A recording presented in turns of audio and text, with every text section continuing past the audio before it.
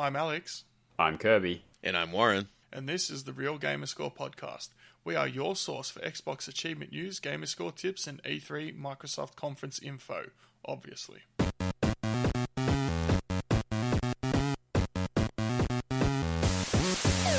This week we talk about E3 expectations, Chin's Halloween stream playlist, and Keanu cameos. But first, here's the song of the week. He wields his keyblade fearlessly against the heartless. Donald, Goofy, and the gang fight alongside you every day. Yensid knows much more than he is telling, air of mystery. Flying on a gummy ship that this time is so much more than pieces.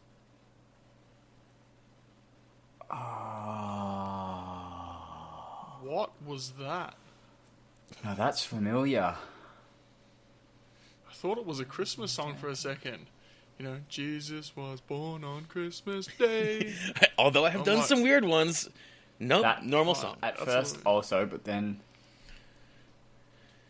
Oh, no, I'm not I going have to get no this. idea. Okay, don't tell us though, because we'll see if some of the listeners know. But man, that's real familiar. No. I'll let you know in the break. Yeah. Alright, well, there you go. You heard it there. So if you have an idea about what the song is, send us either a tweet on Twitter at Real Gamerscore or hop into the Discord. You can find the link to join the Discord at discord.io/realgamerscore. The three of us are in the Discord, as well as many other people who are chatting day and night and middle of the day and early afternoon and, you know, the Arvo, all the time. So you can find someone in there to boost and chat and, you know, shoot the breeze. We have also got a Patreon. You can join us on patreon.com/realgamerscore. We have got our winner drawn for the month of May. Chin, We do. Who is the winner? Well, the winner is Henry. Cavalier 07. Cavalier 07. So get in touch with Chin, either on True Achievements or Discord, and he can get Hook up out with to the you. ID at What's the Xbox prize? ID at Xbox of your Yep. choice. Kudos. So yeah, Cavalier 07, good job. Thanks for supporting us and everyone that supports us every month. We really appreciate that. We also have our random to-do list giveaway. So there's a really big prize for this one here. So we can draw the winner first, but the winner wins a code for Super Weekend Mode, Iron Snout, Zeroptian Invasion, Bird Game Plus, My Big Sister, Devious Dungeon 2, back in 1995, Warlock's Tower. Oh my god, that's a lot of games. So, Yeah. And Chin. so the question for the month was another game with the name Sister in it. oh, Or the you're word going to sister. roast me right now, aren't you? No. Alex I did. deserve Yeah, it. Alex didn't tell me the correct answer. He said a right answer, but he was not extra right. We did have 7 listeners who were extra right and chose Barbie and her sister's Puppy Rescue. Yes. Some other silly people picked Gianna Sisters Twisted Dream or whatever. Yep. They That's, were. I don't know why. I haven't played that game, and that's the one that popped straight into my head. Yeah. So Despite having played the top quality game of Barbie and her sister's Puppy Rescue. yeah. So whilst they were also right, they weren't as right as the people who sent Barbie and her sisters. Not that they got extra draws for sending that, but I just feel like that was the real correct answer. Funnily enough, one of them did win it though, Oh, and that's justice. Yep. the winner was, and I'll do another little drum roll. Kingsman 2625. Yes, nice work, Kingsman. We did Smashing it also in the random to-do list as well. Yeah. Woot. So we do have a prize for this month, which is Tidwag Verneermend. So you need to send another game with the word time in it. You also need to earn an achievement in the random to-do list, because we had 2 entries last month that did not do that, so they were disqualified. Wow. They couldn't win. That's the first time it's happened. That's no good. One of them told me that was because they unlocked it offline and then couldn't be bothered getting another one. I said, well, it's unfortunate for you. sucks. I essentially said it sucks to be you. That's harsh, man. I won't say any names, but he rhymes with Battleless Bedge. Oh no, you're kidding, aren't you? They destroy all humans, Path of Fury, and they got an offline one. They had in their random to-do list, play 20 hours of Gat Out of Hell, which they could have just idled, but whatever. I mean... Yeah, but any excuse to not start that game, yeah. Alright, so obviously we've just... it's Tuesday night here, so we're right in the middle of E3. We've had the main ones that interest us on so far. Everything except the Nintendo Direct, I think, at this point. Oh, is it everything but? Okay. Yeah. So every year I just pay attention to Microsoft and Bethesda and maybe Devolver, and that's a bit about it. So we're going to have that later, not even in the show, but we're going to go through what we've been playing first and then go into a big deep dive on E3 and what it means to us. Probably just the Microsoft conference, but we'll see how time permits. So Kirby, in terms of what you've been playing this week, why don't you tell us some stories about what's been happening? Sure. I've got plenty of Rocket League that I did this week. Rocket League? And because of that, I didn't have a huge amount of time in any other game. I did some jumping for the random to-do list, but most of the stuff I went for were pretty soon from where I was at, so I didn't dump hours and hours and hours into games. We'll get Rocket League out of the way first. I played a lot of ranked with people in our club, the Mad Aussies and Kiwis. I played a lot of doubles with Mad Kiwi himself, and did some threes with Kiwi, Beta, Deeves, who's not in the club but will be soon. Is that Mr. and Mrs. Yeah, Deeves? who doesn't use ball cam ever. Oh no, they told me that. I couldn't believe it, man. Only uses car cam. That's nonsense. Considering he only uses car cam, he's actually pretty good. That sounds like a detriment to your play. Oh, to always use car cam? Yes. Yeah. I feel like I guess once you're used to it, it's not as big a deal, but I don't know. I just feel like you wouldn't have... He does fine. I just feel like you wouldn't have the awareness. That little arrow pointing on your screen is... That doesn't tell you distance. It doesn't tell... So, yeah. But he does alright, even without ball cam. But because of all this playing, I got into Platinum 3 in threes, and nearly lucked my way into Diamond. I got pretty close. But still, we get sitting in Plat 3 in threes and Plat 2 in twos. So hopefully more Rocket League this week and maybe get me close to Diamond. You'll definitely, if you're in the Discord, you'll know if I do, because I will post and I will You'll tag add everyone for sure. tag Alex 3 or 4 times.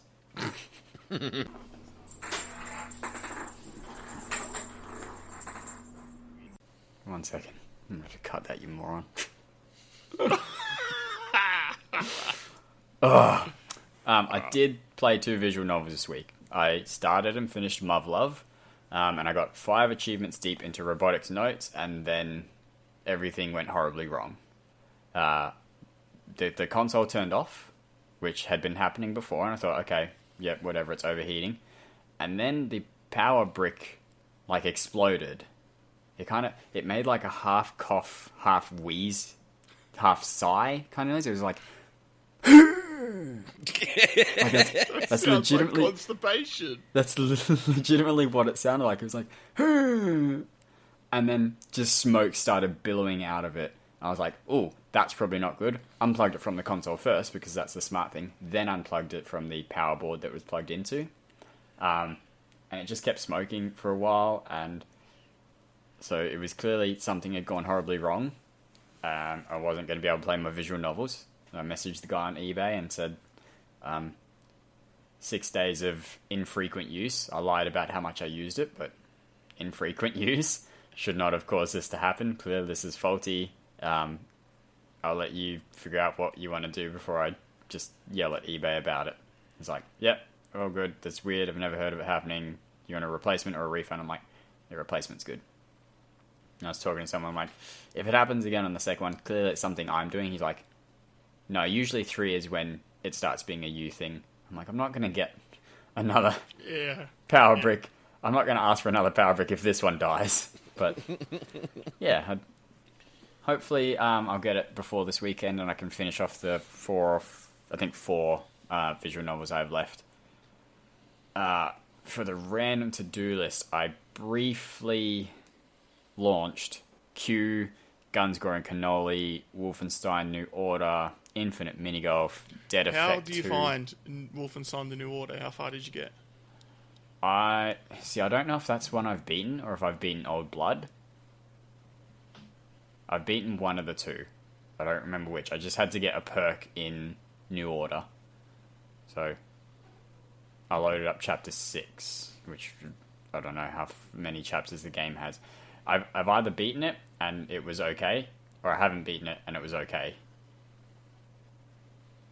Okay. It was one of the two. I loved that game, man. That was such a good game. They're just shooters for me. Like they're all part and parcel as the rest. No, but the story.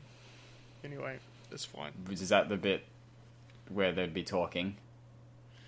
In between the shooty shoot bits is the talky talk bits. And Is there that's the good subtitles? The cutscenes he skipped and or has a volume off for. Yeah. stuff. Yeah. I don't think they're unskippable, so you must have skipped them. Yeah, probably. Final Fantasy Type 0, the Asian version, not the Japanese version, the Chinese-Korean version. And Very Thimbleweed, important differentiation. there Yep. is. They have separate lists. I Yeah. do have the Japanese version, thanks to Spaceman, but had to do the Asian version. And Thimbleweed Park and LA Noire. And those are the two I'm going to talk about more. I played Thimbleweed Park on the computer, because I own it and it's Xbox Play Anywhere. And it's so much better than on the Xbox. It's so much quicker. It's much easier actually moving a mouse to go over the... Because it's a very... I'm certain it's meant to be a very like old style point and click where you actually have to like click on the action you want to do and the item or the item on screen. So like you can't just like click on the item and give to blah blah. You have to click give item to person or use item with other item. It's not kind of just embedded into the item itself, if that makes sense. So Yes. It's like Maniac Mansion and whatnot from back in the day. Yeah, sure. Yeah. I'm sure it's exactly like... You know exactly what I'm talking about, though, Warren. Yes. Yeah, so people should. So, yeah, just not having to slowly scroll, because I did play it on the Xbox originally, and slowly scrolling with the cursor is just painful, as opposed to just moving with the mouse. It's so much quicker.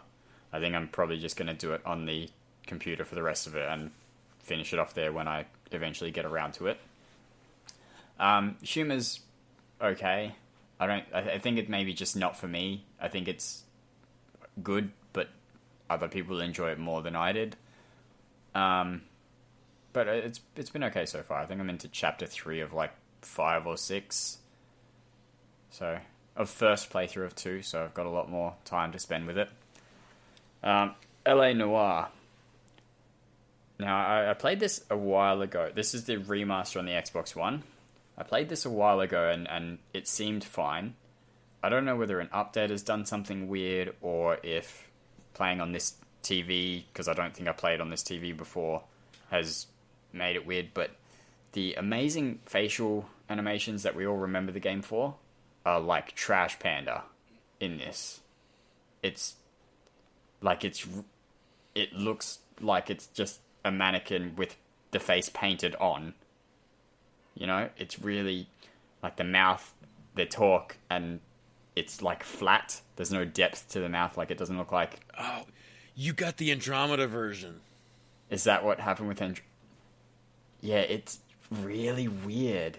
Because when I played it before, it was fine. Like it looked pretty good for how old it is, given, you know, it was really good facial animations back then. But I played it now, and it's like they're made of plasticine. Or oh yeah, it's really weird. And I'm like, I don't know if this is meant to be this way, but it's just. Now, you're saying this is the Xbox One version? Yeah, this is the Xbox One version. Yes. I've also found that the Xbox One version doesn't look like the 360 version. The 360 version looks superior for whatever reason. It's really off-putting because like they'll make facial expressions which are meant to be super amazing, and it's just like their face is just it's really weird.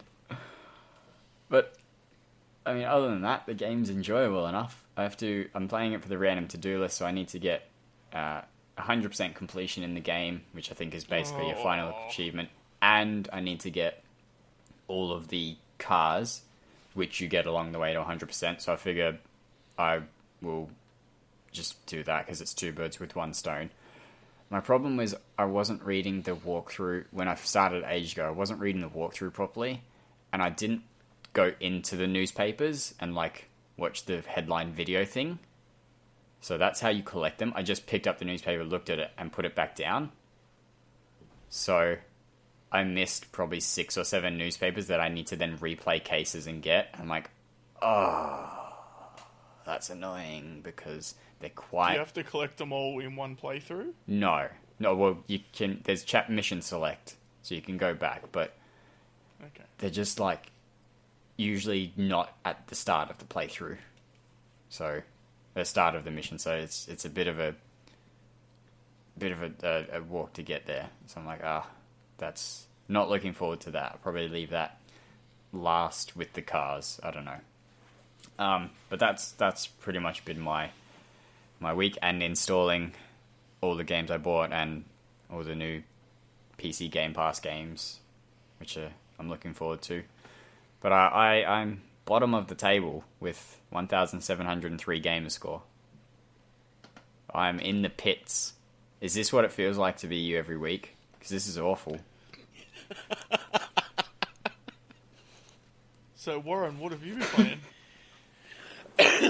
Well, I started The Outer Wilds. It's kind of nice to play the game that we've had for I don't know how long now, but hey, it finally released, and actually after all that wait, I'm kind of intrigued with it. It's interesting. You got 22-minute loops to explore your local solar system area, and there's some really challenging achievements actually to work on that kind of keep exactly you. What I was about to ask. What are the achievements like? Yeah, they involve some fine-tuned flying, which I would almost say, unless you're used to flight sims and 3-dimensional navigation, you'll find some of these achievements to be really difficult. So, plus there's one that has a relatively tight time constraint. It's to go and get an object and bring it back to where you start from, which involves being able to fly relatively well because you have to land twice. And then secondly, you got to find this artifact and then haul it back within that 22-minute window before the star goes supernova on you. That's kind of like the little game loop. You get that short amount of time before the game ends and starts again. Is it relatively easy to follow? It's meant to be story-based, right? And things keep happening it's the 22-minute loops, right? Yeah, well, basically what happens is 22 minutes from when you start the game, the star goes supernova, and you wake up again on the ground where you started. The only difference is that you retain the knowledge from your previous loops. So, if you had, say, gotten a password before, you remember the password still. You have to collect objects again, but knowledge doesn't disappear. It's kind of interesting. So, is it good? Are you enjoying it so far? Oh yeah, definitely. How far Even the fact it's got weird gamer score. I've gotten about half the achievements. I'm down to some of the relatively challenging ones now, and then the one for literally unlocking all, finding everything there is to find. That's going to take a lot of loops. But definitely worth recommending it. How's the flying and stuff compared to, say, Elite? Quite similar, which is to say very challenging. Okay. That's why I'm if you're not decent with flight sims, as opposed to you dabble with them, you will find the flying difficult if you just dabble with flying games. All right. Okay. Let's see. Continuing my Oddball Connect journey with Puss in Boots, because who doesn't want to play as a cat? Pray for Right, mercy everyone. from Puss in Boots. Yeah, man, that was a good film. Antonio Banderas suits that cat. Is there a so well, movie man. of just? Oh, there is. There is isn't a there? Puss in Boots movie, Yes. but I was talking about yeah. the Shrek movie where he appears, I think. Yeah. Shrek, right? Yeah. Yeah, well, one of the. I want to say it Shreks. was Shrek. Shrek 2, I think. Not that that's important. No. In any case, moving on to something that's a little more ballsy. I played the Golf Club 2019. Finished nearly all of the achievements. Now I'm down to just the one grindy get all the sponsor goals in the PGA Tour, which really involves playing the PGA Tour mode like 4 or 5 times to complete all those goals. Or it's just a grindy effort, but at least it's definitely doable. Much easier than Golf Club 2. How long have you been playing it? Probably 25, 30 hours. Oh, that's reasonable. Yeah.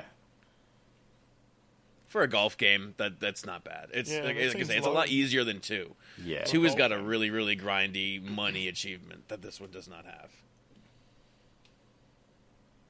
Let's see, more bad games. I started Duck Dynasty 360.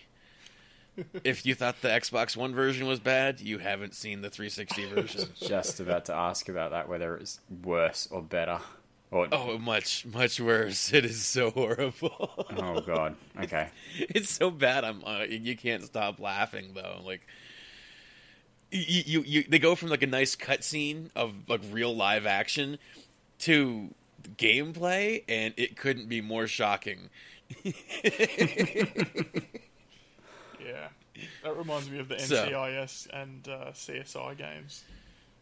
Is that what you're talking More about? shocking. Oh, More shocking. that It is is- that. that's bad. Oh yeah. I'll have to see if I can record something with my phone just so you can see how bad. But it is. Nothing can prepare you for the poor graphics of this game. Neverwinter gets a slightly larger chunk in this one. I've actually done a lot of work in it last, I guess, 2 weeks now. Our group got all of our +5 rings, which is the silliest achievement in the game. It's like a 28 ratio or something. Congratulations. Thank you. Although most of that effort, I gotta say, is thanks to Yoda. He put out quite a bit of the effort getting materials and farming with us. So, anyways, kudos to him. But myself, Yoda, Frank, and Neo even picked up all of our +5 ring achievements. Oh, yeah. So nice so to you all have killed that the ratio done. for each other. No, I think it went down like 0.1 or something. There's so many people that played Neverwinter. Yeah. Oh, okay. Wasn't that supposed to come out today? 16th, they pushed it to because the PC was having issues. Oh, yeah, right. Thankfully, because it's not good yet. Mm-hmm. Day before yesterday, I think day before yesterday actually, because it's now like Tuesday morning early for me. I got my MSVA banner run, which is Master Svarborg with no deaths. For some reason, it's being an earlier dungeon. A lot of people just don't play it that much now. Uh-huh. So finding a group that will go through and is willing to just go and do this, it takes like 5 minutes if you have a group that can do it. So we got an alliance group together, and we busted that out, which was really nice. So we popped that achievement, I want to say 2 days ago now. There's an achievement to kill 1,000 dragons, which the easiest way to do that is literally going through one of the level 50-something dungeons, getting to the end, and killing a couple dragons, and then yourself, and then starting the end part over and over and over and over and over until you reach 1,000. Really boring. Took me like 6 hours to finish, but I did, because this new mod is going to make it, when the scaling comes in, all those things will be level 70 or 80 or whatever level I am. Mm-hmm. I don't want to deal with that kind of trouble. I want to get it done easy. So 1,000 dragons are done. Everything that actually requires like playing in that like in a lower level region is done now. Okay. I have just fishing and PvP, and I am set. Jeez, So you've knocked it out pretty well. Oh, yeah. Those fishing Getting- ones getting don't look too bad. So you got to spend 5 hours boating and catch 50 fish. The problem with catching 50 fish is you need to find 50 maps, which you find in bottles, which you need to have lures for to get the bottles to come up, and you need to have 4 or 5-star fish to count. So it sounds easy, but it's not. Well, I'll just shut my mouth then because I know nothing. The 5 hours of fishing will come very easily. Yes. Okay. So, then to finish things off, I picked up Skylanders Imaginators for the 360 and have started going through that. I'm about halfway through the campaign now. This is the last game I needed for the entire series on both platforms. And I'll probably be able to get the series completion within a couple months. I have a few hardcore runs to finish on other games, but just about done with the whole of Skylanders. Does having more of the figurines make it easier or faster to complete them? Much, for 2 reasons. First of all, you'll be starting the game with higher level characters or max level characters. And then secondly, quite often on the boss battles, they're designed to make you just kind of burn through your Skylanders because there's just so many cheesy like one-hit kill attacks. So the more Skylanders you have to throw at it, the better the chances of the fight just being a cinch for you. You just got this So, army yeah. of Skylanders, like, you're going to kill all 100 of my dudes? I think my worst run on hardcore, I ended up using about 60-something. Oh, That's... jeez. Wow, That's okay. still pretty ridiculous. So, I mean, to give you an idea, yes, you can do it without needing an army, but it does make it a lot easier if you 'Cause got you one. can just throw them at... You're not trying to play conservatively. No, at that point, you start with your worst ones, I would say, and you go through all your cannon fodder, try to knock them down as much as you can, so that when you start bringing out your good ones, the ones that you're really familiar with and the higher levels, you don't have as much work to do. Yep. But yeah, I mean, if you've got, I've got over 120 unique Skylanders, so yes, you can definitely throw some cannon fodder at them. And then I guess for my final game this week, Elite Dangerous, we finally got, like, we're in the middle of this, our last bit of the first part of our journey, I guess you should say. It was twofold. We were trying to get to the furthest point man has explored in Elite, and then of course we need to get home. Well, this leg is bringing us to the end, to the furthest point. And we were at a location that was so far out of the way, you actually had to manually make jumps to the next system with boosts to make your ship go further than it's supposed to go. I'm finally past the spot where I needed to use those boosts and manually make my jumps, and now I can let the thing plot its course again for me. Which is kind of a nice relief after spending, I don't know how many days going, well, I think I can reach... Yes, I can reach that place, and now I'm going to need to use a boost there. Okay, well, let's get here and then see what's close to me. And now I'm back to space that I can navigate again, so that's a huge plus. I should be able to reach Beagle Point within a day or two at the rate I'm going now. So that's really good for us. We're coming together. Our journey is just about to reach the end of its first stage. So who is still on the journey? It's still Terrigan, DZ Urban Spaceman, myself, and Tony Coconuts. Okay. Yep, because I have those channels muted to hell in the Discord. If there was a way to permanently mute them for everyone else in the server, I'd do that. The Elite Dangerous one doesn't get as much discussion, but if you want to see some pretty screenshots, I really recommend looking at that screenshot thread. I do pop my head in every now and then and have a look at the screenshots because they're pretty awesome. I do have the eye candy one unmuted so that I can see, but the rest of it, especially the feeds, I just no. I actually muted the feeds. I have to ask, I may have asked this before, but I might have forgotten the answer. Have you put any microtransaction money onto Elite? Into Elite, yes. I've. It's not really microtransactions in the sense of it's not pay to win. Like it's you cosmetic, can, right? yeah, it's not pay to win. It's all cosmetics. Yeah, Yeah. you get ship skins, or That's ship what I packs. meant to say. I guess I didn't word it I mean, well. I've probably spent like $40. But I mean, you figure I bought the game in GPP for 25, I want to say it was, or 29. Then it became a full retail release of $60. Yeah. And then the Horizons DLC. And then Horizons DLC, which I bought when it came out. But I mean, you figure I've already put almost 2,000 hours into this. Yeah, but have you got your money's worth? You don't need to. Yeah, you don't need to justify it. I'm just curious because I saw when I was at Tarragon's house months ago, he was showing me Elite. He was showing me his ship, and it had this really cool black and gold skin on it. I don't remember if he bought it or if he had to earn it somehow, but it's one of those games. If you play it on the right mode, you can see your ship. Mm-hmm. So putting a cool skin on it is like, when Chin and I play Rocket League, you can put a cool skin on it, you can see it. So. And I put money into that. Well, the first one. Wait, you didn't even buy the first one. I bought the first one for you. What? The Rocket Pass. No, I bought esports skins. Oh yeah, the esports, of course. Yeah, the thing was like, for the 4 skins, it was essentially like $13, I think, something like that. So Chin's really trolly with his esports skins. Sorry to interrupt you here. Oh no, but we're playing blue or orange. And we'll be on the orange team, and he's got his blue esports skin on.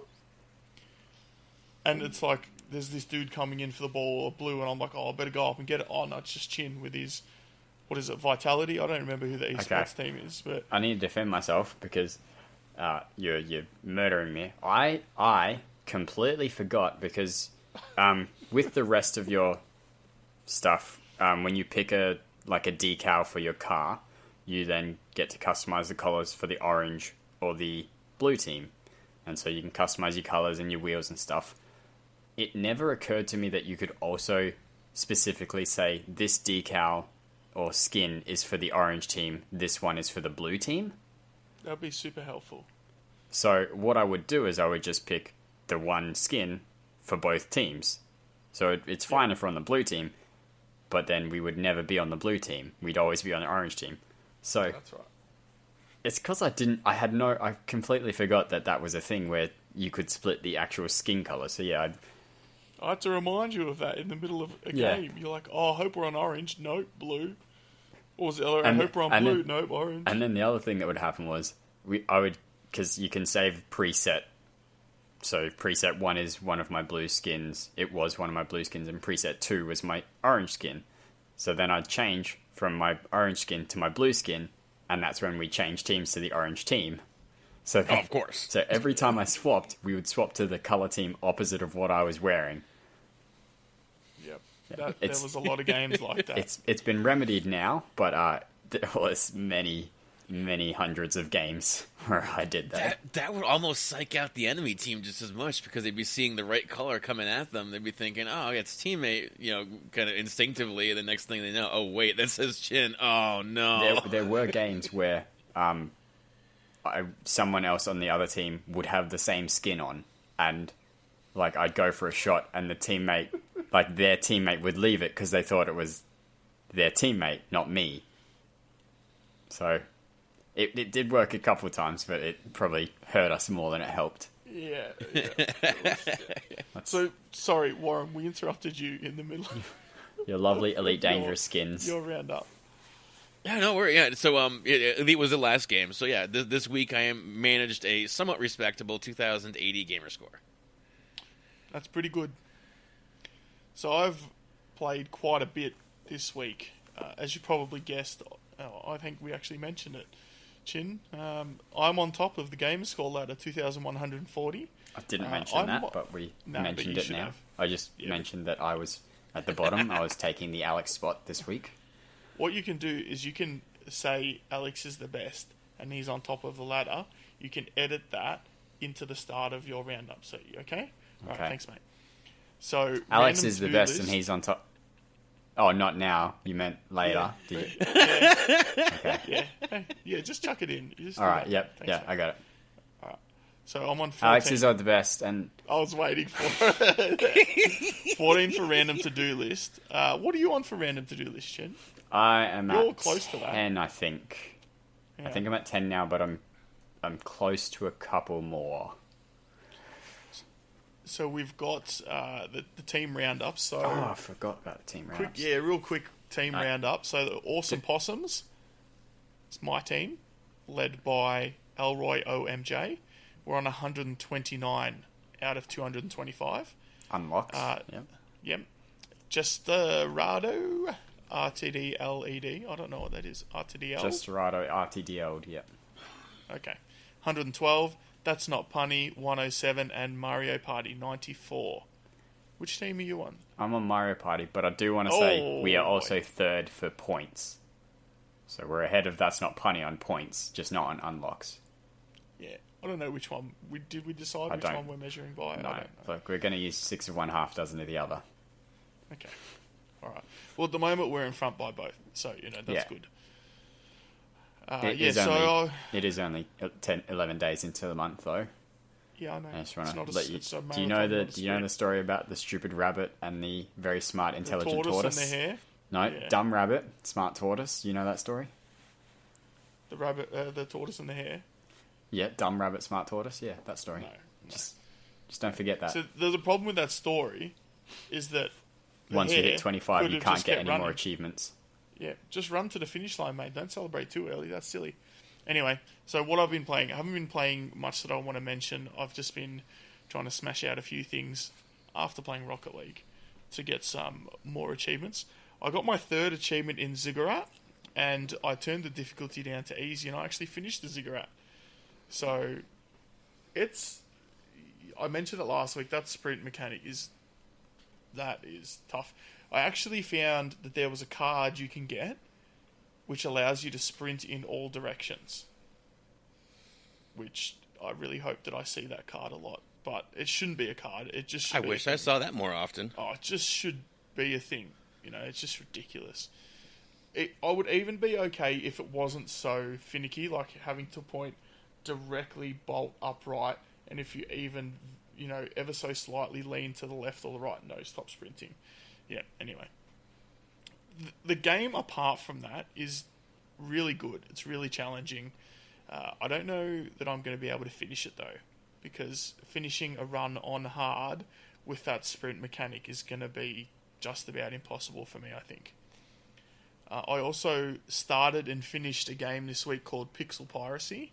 So, funny thing about this game is that I reckon I opened it up in about 2017 when I bought it, or maybe it was 2018. I bought it, and I just could not work out what to do.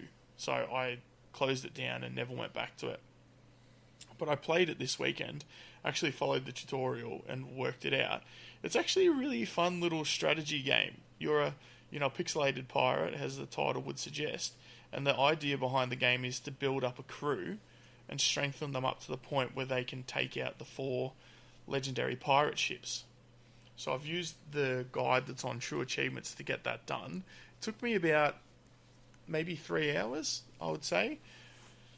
But, it's pretty cool. Sometimes when you sink a ship, your crew starts, singing a sea shanty, and it's very quaint, I think is the word I would use to describe it. But it's also very easy to finish. But, like I said... Be there lots of booty? Yar, there be plenty.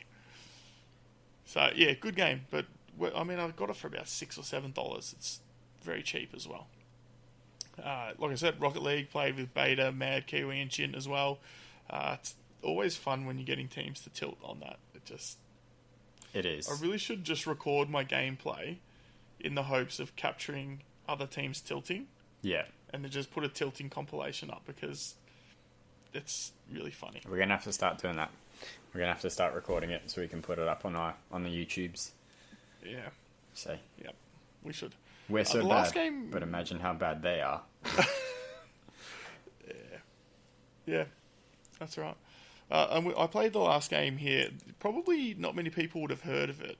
It's called Full Mojo Rampage. Mm-hmm. So I actually got gifted this as part of the Christmas giveaway for, what are they called? Cross Atlantic Gaming. Yeah. Jeez, wow, just totally spaced them. I completely forgot to tell you last week about just using a VPN to add it to your account.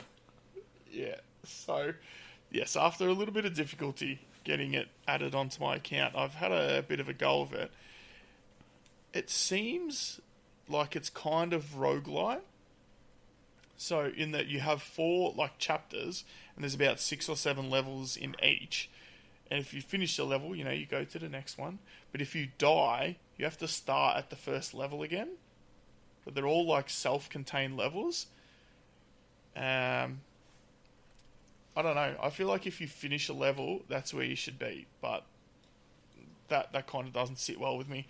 The other problem I have with that is that you need to finish it on, I think it's 4 difficulties. I would presume that they are each more difficult than the last, but I don't really know. I haven't looked into it. So you imagine being on the 6th level, you get done. Oh, it sends you back to the start. That's great. But it's twin stick shooting game. It's pretty fun. It's quite it has a little bit of humor around. I've seen a little bit of it, but I think the tagline for the first level is is talking about what happens when you drink too much booze while summoning demons through portals. So, it's interesting. But it is a lot of fun. So that's really the main ones that I've been playing this week. All right, we're going to go straight into the deep dive on Microsoft's portion of E3. So Chin, being the man as a result of True Achievements, has had to sit through and watch them all. I'm sure you would have watched it anyway. But what happened 4 times with I've watched Microsoft? it. How many? 4 times I've watched the Microsoft presser. 4? Yeah. 4. Wow.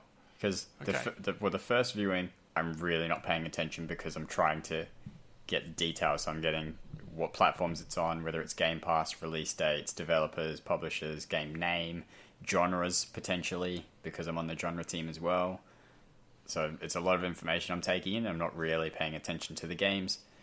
And then I have a couple people that stream it as well, and I like to watch it them again with them watching and commenting. And then I watch it again without any commentary just to actually absorb it. So, 4 times. But I enjoy it. It's good. So I think we talked in the little break we had just then. Chin's going to go through everything on the list, or pretty much everything on the list, and we're just going to jump in at the bits and pieces that interested us. So, and I could have sworn they said it was going to be a 2-hour show. They did say it was going to be a 2-hour show. That was 90, or just over 90 minutes.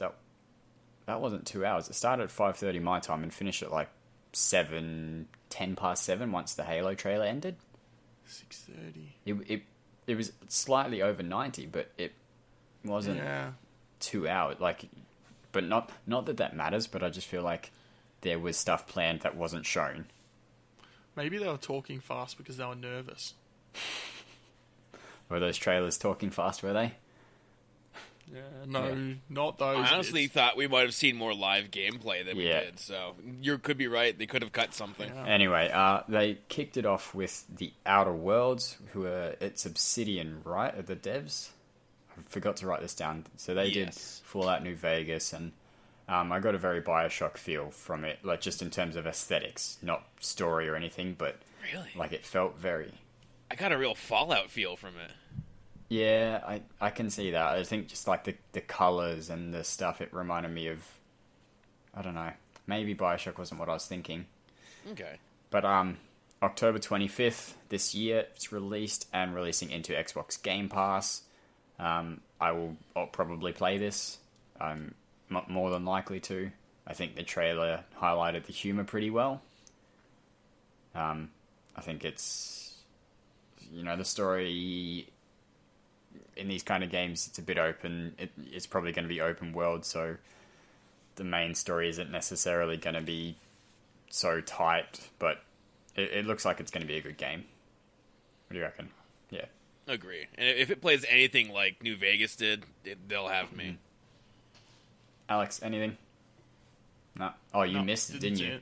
Yeah, so where did you said you came... I came in just after the ID at Xbox roundup, but I have watched the ID at Xbox roundup. Yep. So, all right.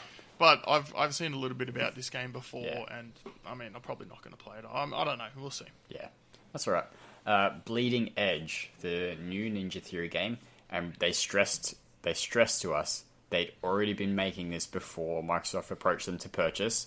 So they really wanted us to know they didn't make this because Microsoft asked them to. That they were already making this. This is what they wanted to make. You know, this isn't a Microsoft getting us to do something that we didn't want to, and it's a cash grab or whatever. Trend chasing. Why did they spend so much time mentioning that, do you reckon? Because it really doesn't look like something they would do. Like, I mean, admittedly, they've done other things in Hellblade. They did Enslaved. What else did they do? Yeah. Devil May Cry? The girl the lady that came out was a combat director for Devil May Cry. I don't know that they specifically did Devil May Cry, but I'm going to quickly... DMC, Devil May Cry Definitive Edition. Okay. Enslaved, Odyssey to the West, Hellblade, Bleeding Edge. Yep.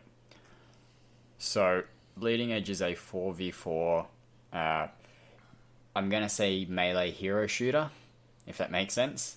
So a melee-focused hero shooter game. Sounds like Overwatch. So Overwatch, but melee. That's exactly what I was comparing it to. Yeah. Although one of the characters had a gun, so maybe not exclusively melee, but mostly melee. I signed up and got into the technical alpha, which is on June 27th. So I'll be trying that out when it comes, hopefully, depending on... Because, I mean, I know some of the alphas did... You can play between these hours on this day, and that's it. And I'm like, well, I'm at work, so I can't do that, so sorry. But we'll see.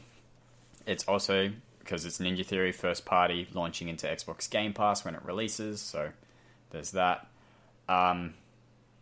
They also specified that they were working on other titles. This was just the next thing in the factory line, so... It's not the only thing they're working on, it's just the most ready-to-see thing.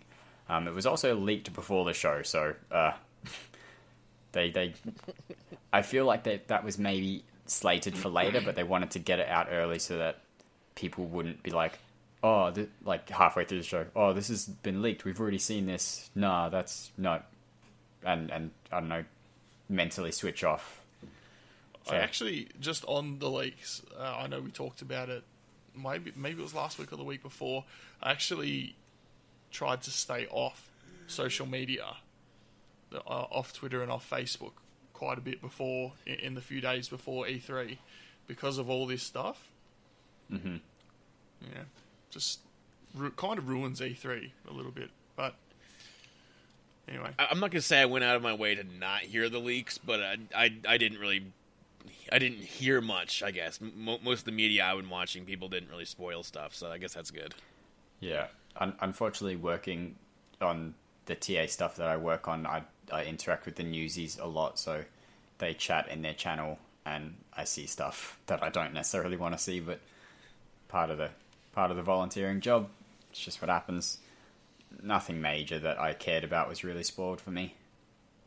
So, that's alright. Alright, so what's next? I think something you'll be excited about. Yes and no. What? Ori and the Will of the Wisps had a trailer. Looks very...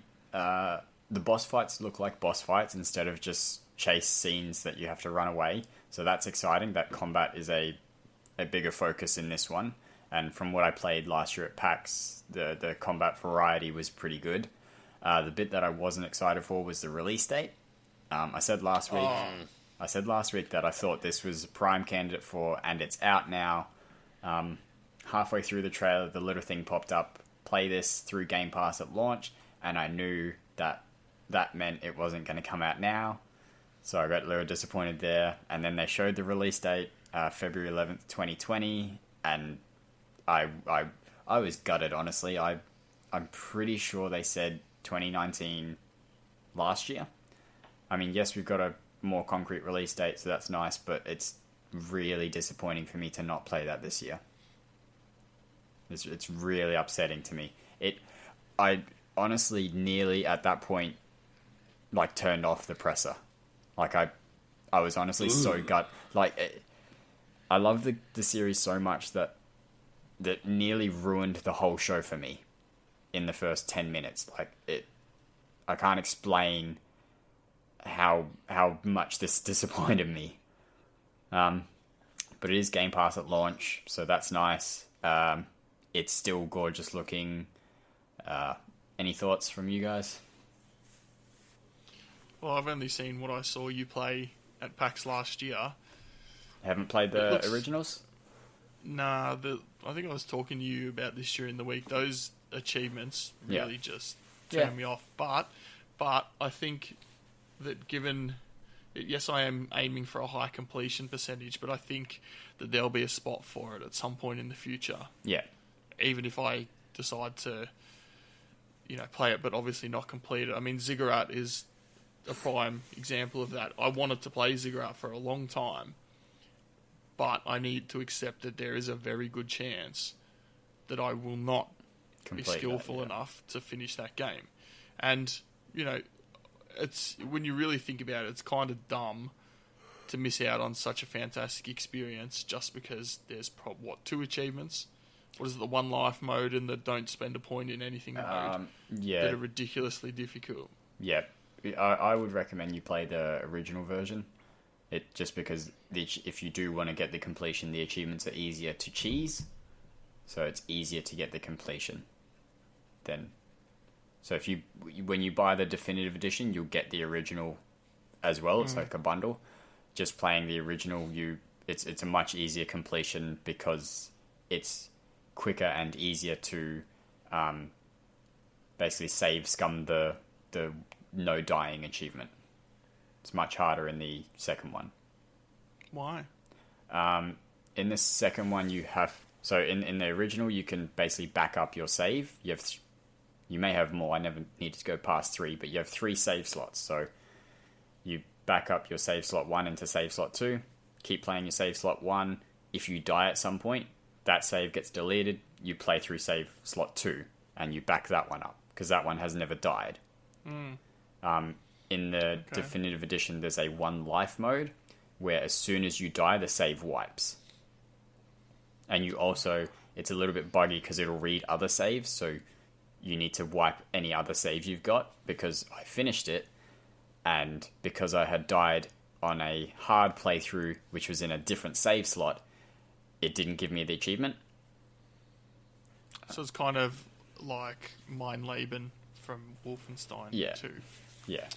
Oh, okay. If you want to save scum that, it involves playing offline and messing around with cloud save stuff, so it's possible, but harder. I'm going to have to do that when I eventually get around to playing Zombie as well. So yeah. Alright, well, maybe I'll add it to my whiteboard at some Warren, point. did you... Now that we're rounding up. I'll play it. I've played the first Ori. I've played both, I guess, of the first Oris somewhat. Yeah. But them being platformers puts some of the mechanics just kind of out of my mental reach. Yeah. There's still beautiful games, and like Pluto, that doesn't stop me from playing them. So yeah, I'll play this one again. Just yep. No real intent on actually finishing. Yeah. Okay. Next up, Minecraft Dungeons, which is it's essentially Minecraft Diablo, and it doesn't look that bad. Like it looks pretty interesting. We kind of heard rumors about this months ago, like not even as an E3 leak, as just something that had come out of Mojang a while ago. It looks like fun.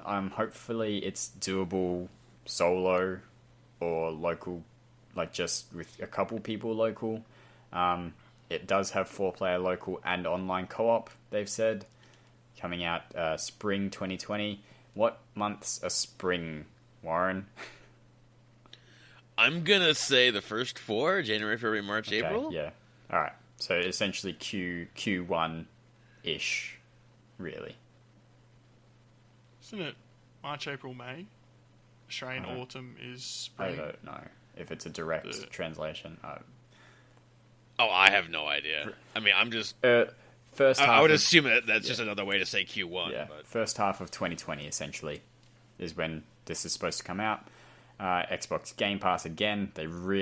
This year they really pushed Xbox Game Pass as a thing. They want you to have Game Pass. I will probably play this depending on the achievements. Again, it's I know you just said you shouldn't play achievement shouldn't stop you playing a great game. I don't necessarily see this as a great game. Probably enjoyable for the time I'll spend with it, and I'll get my $3 out of it from using Game Pass. But yeah, that's how I feel about it. It's very, yeah, I don't know. All right, what's next then? All right then. Star Wars Jedi Fallen Order. Now, we already saw this at the EA Play, whatever they did. We got a different trailer. It comes out November 15th, 2019. Not in Game Pass. Not that we're surprised about that, but I just felt like I should specify after so many Game Pass games. It'll be an EA access after a couple months. Yep, more than likely. They did show off some of the combat. And watching people, again, I watch people who make commentary about it. I think the combat was described kind of like Sekiro, like in that maybe not necessarily as difficult as Sekiro, but that style of combat where it's all about parrying and blocking and less about dodging around, and you know the mini bosses have extra life bars or stamina bars or stuff. So knowing the combat is maybe not necessarily Force Unleashed style and more like a Dark Souls type, would that put you off? Assuming you were interested in this game in the first place, which I don't think you were, Alex. No, but that sounds even stranger. Like not what you would expect from a Star Wars game. Yeah. Yeah, likewise. I'm not good at that or fond of that style of combat. Wow. Not really the direction I expected them to take it. I mean, it could be completely wrong and not like that. That's just kind of what that trailer seemed to indicate the style of combat would be. Sort of, again, that stamina-based with that sort of thing. Could be completely off base, and it's not like that at all, but that's what the trailer seemed to indicate. But I did like the new little robot in there, and just it kind of funny. It's like, oh yeah, Respawn. They're making a new robotic companion for you to fall in love with. I'm like, yep. That's typical Respawn. And there's going to be plush toys of it and little action figures, and it'll have buttons that you push and it makes noises, and they'll make more money off that than they will with the game. No doubt. We also saw some wall running, which if anyone's going to do it's going to be Respawn, and they're going to do wall running right. So yes, that's it good. Is so good in the Titanfall games. All right, and next, I'm going to quickly check through the list. This is easily one of the top 3 surprises for games that were announced at this press conference. We saw a horror-themed first-person trailer. Seemed very much like it was going to be an Outlast 3 for a very long time until the camera panned out of the area that we were looking at, or zoomed out rather, and showed essentially the woods were cut into the Blair Witch symbol, and we were shown a Blair Witch video game with a release date of August 30th into Xbox Game Pass and developed by Bloober Team. Now, just saying the name, do you know who that is? Are you asking? I'm asking either of you. I can see what your card says. Oh, well then. Why have you got to open, you fool? I wouldn't have guessed it, though. No, Bloober Team does definitely, unless you look into it, you wouldn't hear that and go, oh, yep, the guys who made Layers of Fear are called Bloober Team. That doesn't really, those two things don't go together, Bloober Team and Layers of Fear. But if it's a Blair Witch game being made by the guys that made Layers of Fear, that's probably going to be a good game. That's a very short release date after Layers of Fear 2, which came out, last month, maybe? Yeah. Oh, yeah, last month. Last month. Coming out in May, so and June, then July, in or August. 3 months. They've got more than one team, obviously, but does seem quite sudden. Yeah. Well, it's good for them. I wonder how long they've been working on it, because I think Actually, Blair Witch came out in about 1999, maybe? There was a remake, wasn't there? A remake of it? Wasn't there a remake of the movie? I don't think so. 2016 film. Frantically. Yeah. What? Yeah, there was a... That's shocker to me. I don't remember hearing about that. Are you... What? Yeah. Really? 2016, made by Lionsgate. Huh. Yeah. Yeah. Is it still Okay. like shaky cam Yeah. movie or? Yeah, found footage. Okay. Huh. So the regular Blair Witch has got 6.4. Oh, Blair Witch is 5.0. Okay.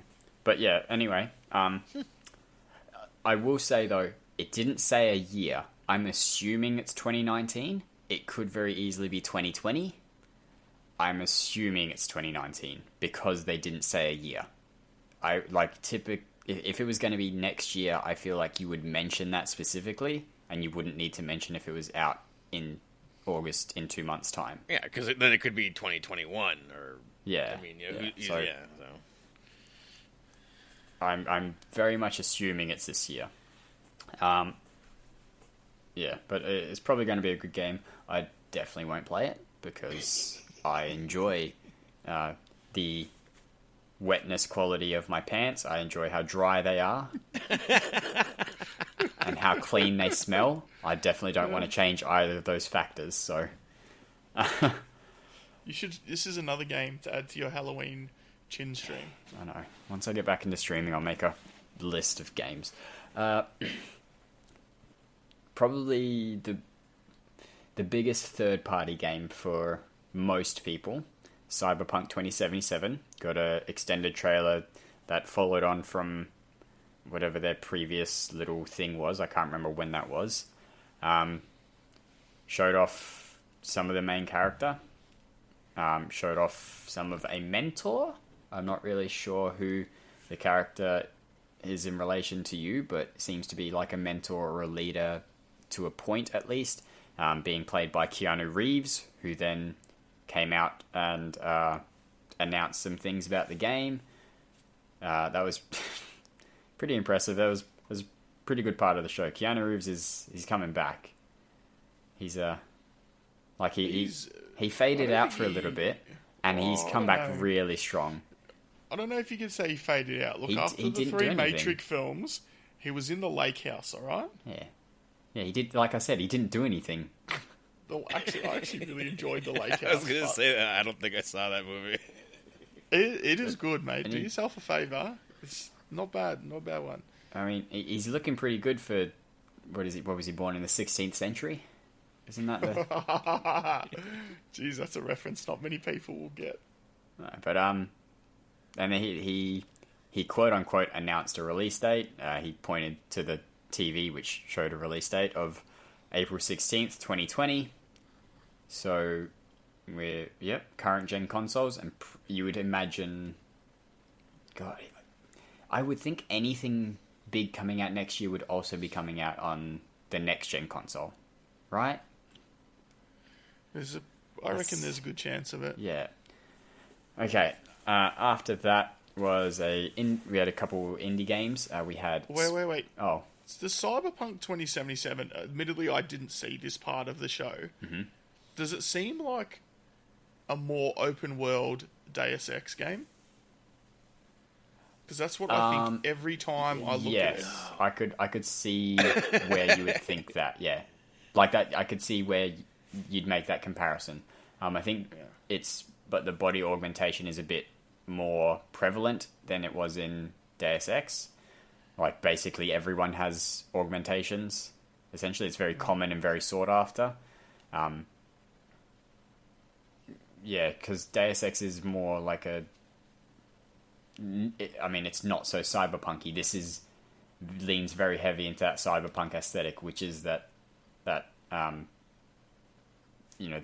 really high technology with low, like scum villainy, that sort of stuff. Okay.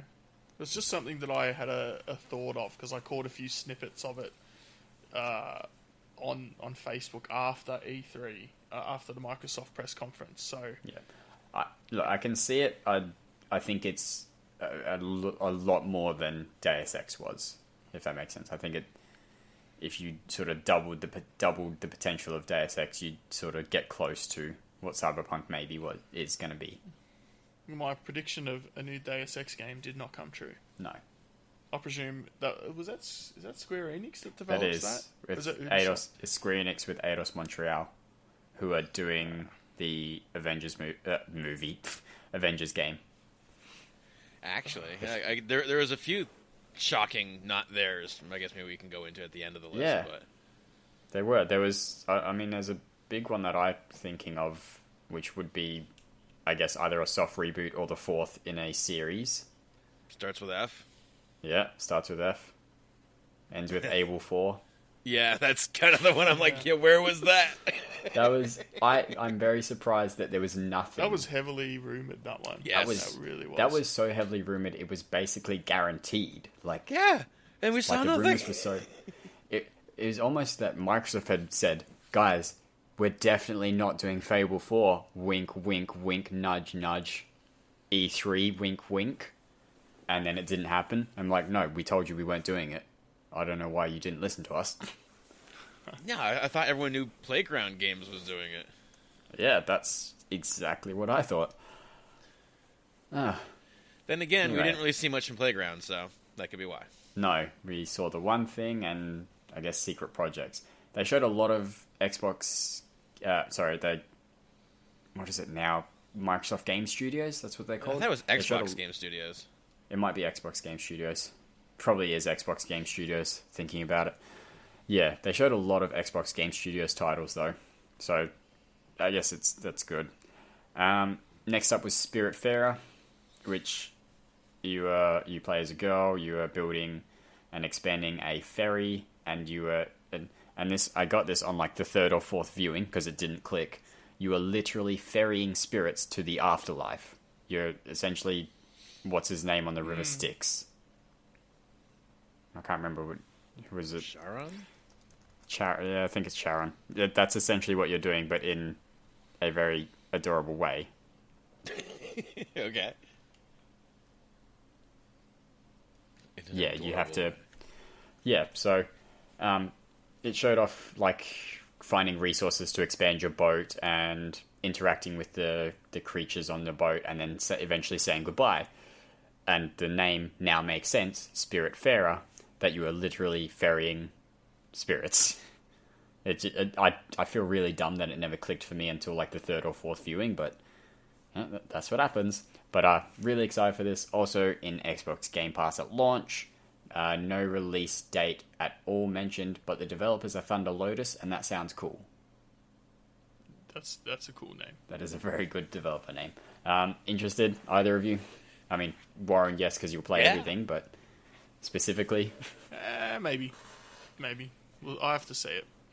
Depends how heavy the management is for me of the actual boat building part. Like, if it's real heavy... Oh, if it's a management game. Yeah. Like, then I'm out, but if it's a bit arcadey where you're just building rooms and stuff and you just place them wherever you want and it works, I'm the other way around. Fine. If it's more management me, I'll be all sorts over that. You know, give me like a Fallout shelter with a boat. See, Fallout Shelter would be alright, because that's sort of arcade management. Like, it's very simple, but it gets deep the more you pay attention to it, if that makes sense. Like, it's simple to start, difficult to master. Yeah.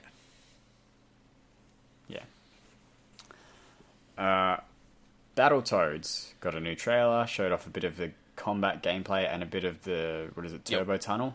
Is that what it's called? I don't know what it's... Turbo Tunnel, which is first person. I don't know what it's actually called. First person, which looks like it'll be hell, and just, again, pure memorization. No release date mentioned, which is interesting because last year they said 2019. So by not mentioning a release date, I feel like this is definitely delayed well longer than 2019. Yeah, I'm almost thinking, it's going to be that springtime 2020 window now, but they don't want to say because they're not sure where they're at.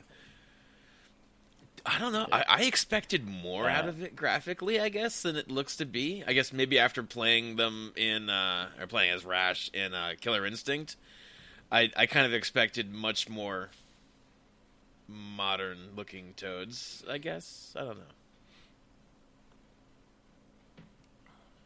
Yeah. Yeah, it's a. I guess it's that art style they're going for, and they're leaning into it. Who knows? It's the gameplay. We'll have to see how it goes. Yeah. I'll be interested in playing it, but if the difficulty is like the first game, then probably not. It's that iconic soundtrack that I didn't get. It came up, and everyone I watched was like, "Oh, this is Battletoads." I'm like, "Yeah, no, I missed this the first time. I didn't know what it was until the logo popped up." Yeah. How that do you one. not know that? Because I've never played Battletoads. Oh, chin. And then I played it in Rare Replay, and guess what? The volume was at 0. Chin. Come on. Wait, mate. you can't play RC Pro-Am with the volume at 0. You need to hear the tires squealing. Yeah. Maybe. Then we had a RPG time, The Legend of Wright.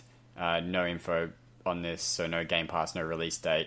It was that comic book style RPG game where it kind of looks like a bunch of different genres or different RPG styles blended into this one game. A little bit of turn-based, a little bit of dungeon crawl, a little bit of lots of different things.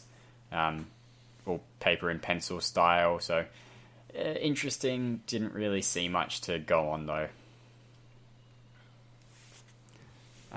After that, we had an ID at Xbox montage, and I'm just going to quickly go down the list, and you can mention the one game that you're most interested in. I also want to mention all of these will be in Game Pass at their launch, so really pushing that Game Pass. We had Dead Static Drive, Pathologic 2, Star Renegades, After Party, Tabs, totally accurate battle simulator, The Good Life, Crosscode, Creature in the Well, which looks like a pinball top-down hack and slash game. Like the bullets come out of the enemies and you hit them and it bounces around like a pinball and you get score for that. It was weird, but interesting. Killer Queen Black, Riverbond, which is already out and is a 4 to 5 hour completion. It's in Game Pass as well, so you can get it now. Unto the End, Blazing Chrome, which I think is basically Contra nostalgia pulling off of there. Felix the Reaper, Undermine, Supermarket Shriek, also out now and in Game Pass. Secret Neighbor, which is in the line of the Neighbor series, Hello Neighbor and Hello Neighbor Hide and Seek, except this is asymmetric, so one guy is the neighbor disguised as a child and the other are children trying to get into this room, and you have to find keys. Iconfell, the Lord of the Rings living card game, Hearthstone, but Lord of the Rings, Night Call, and Totem Teller, which we played at PAX, Alex. That is a and weird game, awful. man. I saw when we were watching the roundup, I was like, hey, that looks real familiar, and I made that connection. Yep. It is a very artistic and unusual game. Yeah, and I can't wait for the 1 hour guide so I can get it done in Game Pass and never try it again. So, of that giant list, is there anything that you saw that particularly stood out to you as interesting? After Party. If I remember After Party correctly, that's the same people that made Oxenfree. Probably, yeah. Yeah, I think that's the one where you're taken to hell, and you can get out of hell, but you have to drink the devil under the table. Okay. And from what I've seen of it, if I'm thinking of the right game, I only saw the snippet only went for like 2 minutes. Yeah, for all these games. Very, very quick. Yeah. So I think it was the same game, but I'm really looking forward to what Night School bring out next from Oxenfree, and from what I've seen, the humour in that game is quite funny. On point. So, Warren? Well, I don't know, man. I'm going to say that Pathologic 2 looked pretty interesting. That's probably something that's right up your alley. Yeah, with the normal people changing into horrible monsters. Yeah, people jumping out of... They look very Japanese, like that Japanese horror. Yep, you guys suck. I'm just going to give an honourable mention because I'm running this part of the show, to The Good Life. I think everyone should play it. It's by Swery, who is weird as all hell, and Pretty sure it's a game where the villagers, you're in a like peaceful little village and they turn into cats at night and stuff. It's so good. How did I not pick that? Yeah. I'm pretty sure it's either Swery or Suda51. I feel like it's Swery who also did Suda. It's one or two. I feel like it's Swery because he did D4. Suda did Lollipop Chainsaw, which you're thinking of. That's the one. Yeah, Yes. Man, I love that game. But the game I actually am really looking forward to is Tabs, Totally Accurate Battle Simulator, because I've seen people play this on YouTube and stuff, and it looks so fun. It's just goofy, dumb fun. It's essentially you've got a bunch of enemies you're lining up against, and you put your enemies, whether they're spearmen or clubmen or whatever, and then it's like they're human fall flat characters. They wobble over and it's like, it's so hilarious. I'll send you videos later of gameplay. It's so funny. But yeah, lots of I Did Xbox games coming out into Game Pass, really. And then they announced their Game Pass PC, which is launching into beta at the time of the press conference, and they launched Game Pass Ultimate for the public. Now, Game Pass Ultimate, I'm going to take a second to explain this, because this is pretty good value for money for most people. Game Pass Ultimate currently is $1 or £1 or one whatever currency you use. You get a month of Xbox Game Pass Ultimate. You also get your additive time for your Xbox Live Gold and your Game Pass subscriptions as Xbox Game Pass Ultimate. So if you have a year of each, you will end up with 2 years of Ultimate. Now this caps at 3 years. So ideally, you want some combination of either Game Pass and Xbox Live Gold adding up to 3 years. So 2 years of Gold, 1 year of Game Pass, 2 years of Game Pass, 1 year of Gold. I would get this as soon as you can, because any time, I have no idea how long this deal is going to last for $1 and converting all of your subscription, but essentially you will double your length of Game Pass and Xbox Live. So you'll get Game Pass Ultimate has Xbox Live Gold, Xbox Game Pass for your Xbox, and PC Game Pass, which doesn't necessarily interest anyone, but there are a lot of easy stacks on there that you can do, and there'll be a lot of unique games, so games that aren't on the Xbox. Moving on to Warren's favorite game of the night, Microsoft Flight Simulator. Oh, yeah. Launching into Game Pass. Looks fantastic. I'm sure you did something that I can't actually explain because we're not explicitly tagged, but how do you think of it, Warren? I thought it was amazing. Like, graphically, it is stunning. When you think about like realism, I think that's pretty much what they're aiming for with this. And correct me if I'm wrong, but did they say that they were using live atmospheric data, or was that just like atmospheric data that was like gathered? Relevant. I know they said they used satellite data and their Azure servers, something to do with their Azure servers to create the world.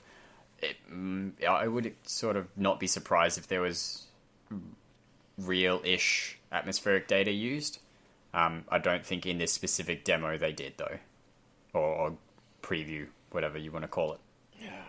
The graphics definitely looked really good when I saw the part in the conference for this one. Yeah. It looked... I mean, it looked almost 1-to-1, you know? Exactly. Really good looking. And Xbox Game Pass, again, they're really pushing Game Pass hard, and I will definitely play this in Game Pass, for sure. Then they showed off Age of Empires 2 Definitive Edition, which we've known is coming for a little while. It was announced that it's going to be in the PC Game Pass, so there's that. I know Shadowless Edge is excited for that. If the achievements are easy, I'll play it. I'm sure Warren will do the same. And Alex will never touch this because it's on a computer. Because it's not coming to the console. It's not my game. It's not my game at all. Even with easy achievements? I mean, I could be tempted, Yeah. but Yeah, it's Age of Empires is not a game for me. Yeah. Speaking of not a game for me, Wasteland 3 was announced. Again, That was a surprise. into Xbox Game Pass. And I had Beast Middle in my stream, and he picked it from the get-go.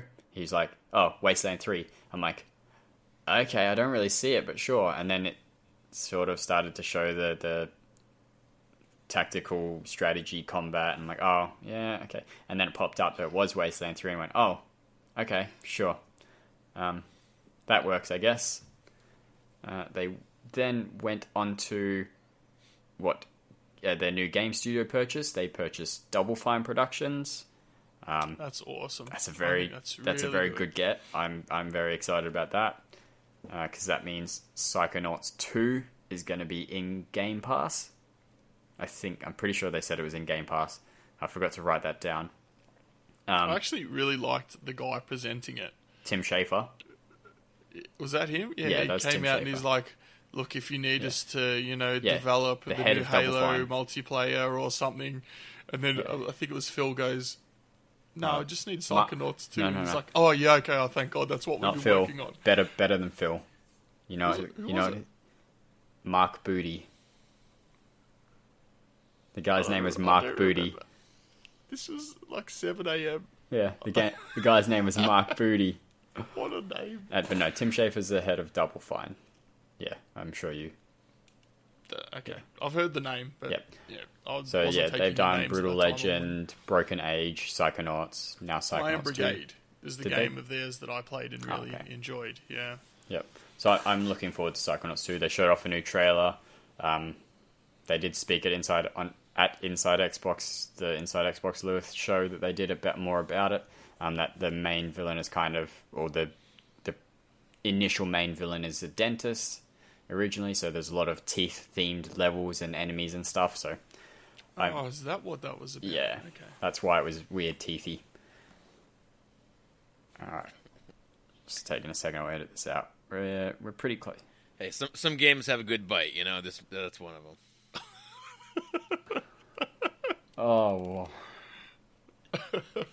And then, a little bit of a surprise for me, Lego Star Wars The Skywalker Saga. Yeah, that's interesting. That's a lot of movies to cover. 9 films. The completion is going to take 3 weeks. Just 3 weeks solid of playing. That's... Yep. Is this like the Lego Star Wars Master Chief Collection? Oh God, please no. Oh. If it had like... It's going to be like 9,000 Oh G. man. Oh, that'd be awful. That would be the worst. But no. Which games did they do in the... There goes that 3-week completion. What games did they do in that previous... They've done the complete Lego Star saga, Wars? which is 1 through 6, like numbered 1 through 6. So they've done all the games, all the movies, original movies already. They did Clone Wars. They've done The Force Awakens. They've done another one that was, I think, the original trilogy. So just 4, 5, 6 by numbers. So yeah, they've got a lot of Lego games out there. And The Force Awakens had extra stuff for... I think it had for The Last Jedi or whatever. It had DLC levels. Anyway. So is this... I don't remember seeing a whole lot of gameplay. Is this going to be like a collection of those old No, games? I think it's a brand new game of all 9 movies. So it's not your Halo Master Chief Collection, I hope. It's just the 9 movies done. That's a huge game then. Oh, it's gonna be a long completion. Even then, yeah. Oh, yeah. After that, they showed off Dragon Ball Z Kakarot, which was previously known as Project Z. So that is it was a RPG style. I guess honestly, it's a better Xenoverse game, really. The RPG element really interested me because every game of Dragon Ball Z that I've seen has been primarily a fighting game. Mm-hmm. Yeah. And not being a huge fighting game fan, they haven't really been for me, despite being a massive Dragon Ball Z fan. Yeah. But this might sway me into buying a game. And it looks like from what the trailer showed, that it's going to cover the... hopefully, the whole Dragon Ball Z saga. Or at least they the entire definitely Kakarot saga. Yeah, well, they covered up to... End of Frieza. Frieza was on there. I don't think they showed anything more. I didn't see any... I don't remember seeing androids. but I know probably from at least Raditz to Frieza. I didn't see Raditz, but I have to assume if Nappa and Vegeta are in there, they probably got Raditz. But yeah, starts with Raditz. Yeah. Anyway, that's exciting. 12 Minutes was next up. This is an Annapurna interactive game. They also did What Remains of Edith Finch, Ashen, and Donut County. That's why the name's familiar. Yeah. They've also done a lot of movies. They're in the entertainment thing. They're making big strides. Like they did a movie. Maybe that's where I've heard of them. Sorry for bothering. Sorry to bother you. Sorry to bother you. Film last year. Probably the best movie of 2018. Maybe that's a big call. Definitely top 3. I think Paddington Bear 2 was probably the only one better than it off the top of my head. And no, genuinely fantastic movie. Just look, it's I don't know about fairly certain Paddington 2 was 2017 apparently. So no. But I think Paddington 2 was it's a perfect Rotten Tomatoes score. Really? Yep. One of the only movies to get a perfect Rotten Tomatoes score. Anyway, moving on to the actual stuff we're supposed to be talking about. 12 minutes is you're a person in a time loop. I assume a 12-minute loop. Yes. And you are just replaying different events or doing things differently and experiencing the story in different ways.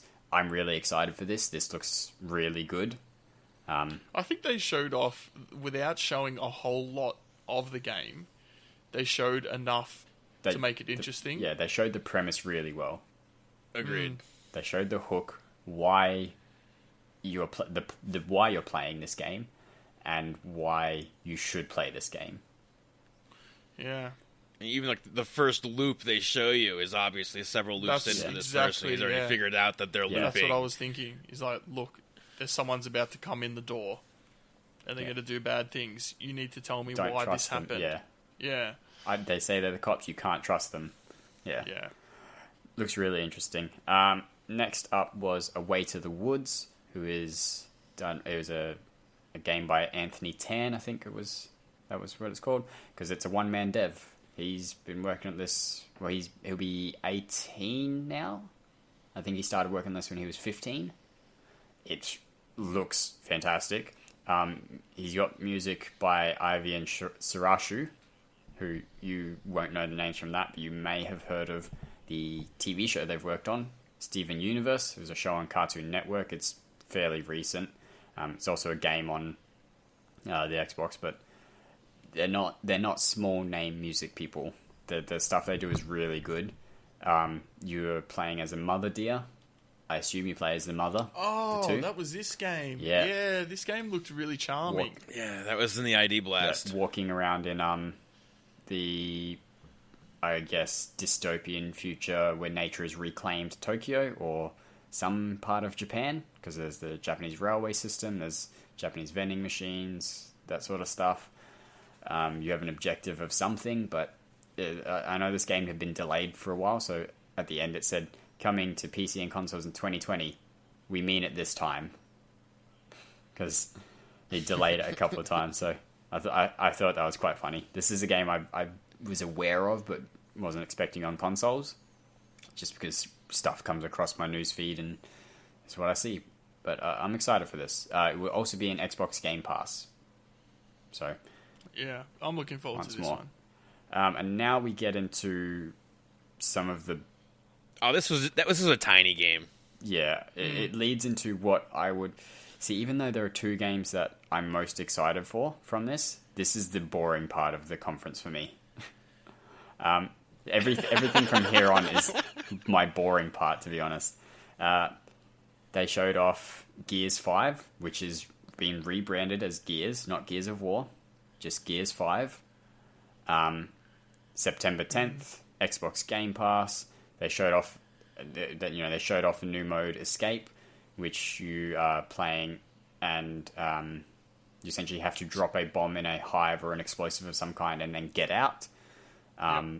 Teams of 3 as well. Teams of 3 co-op. you can build your own arenas or maps and send them to your friends to play.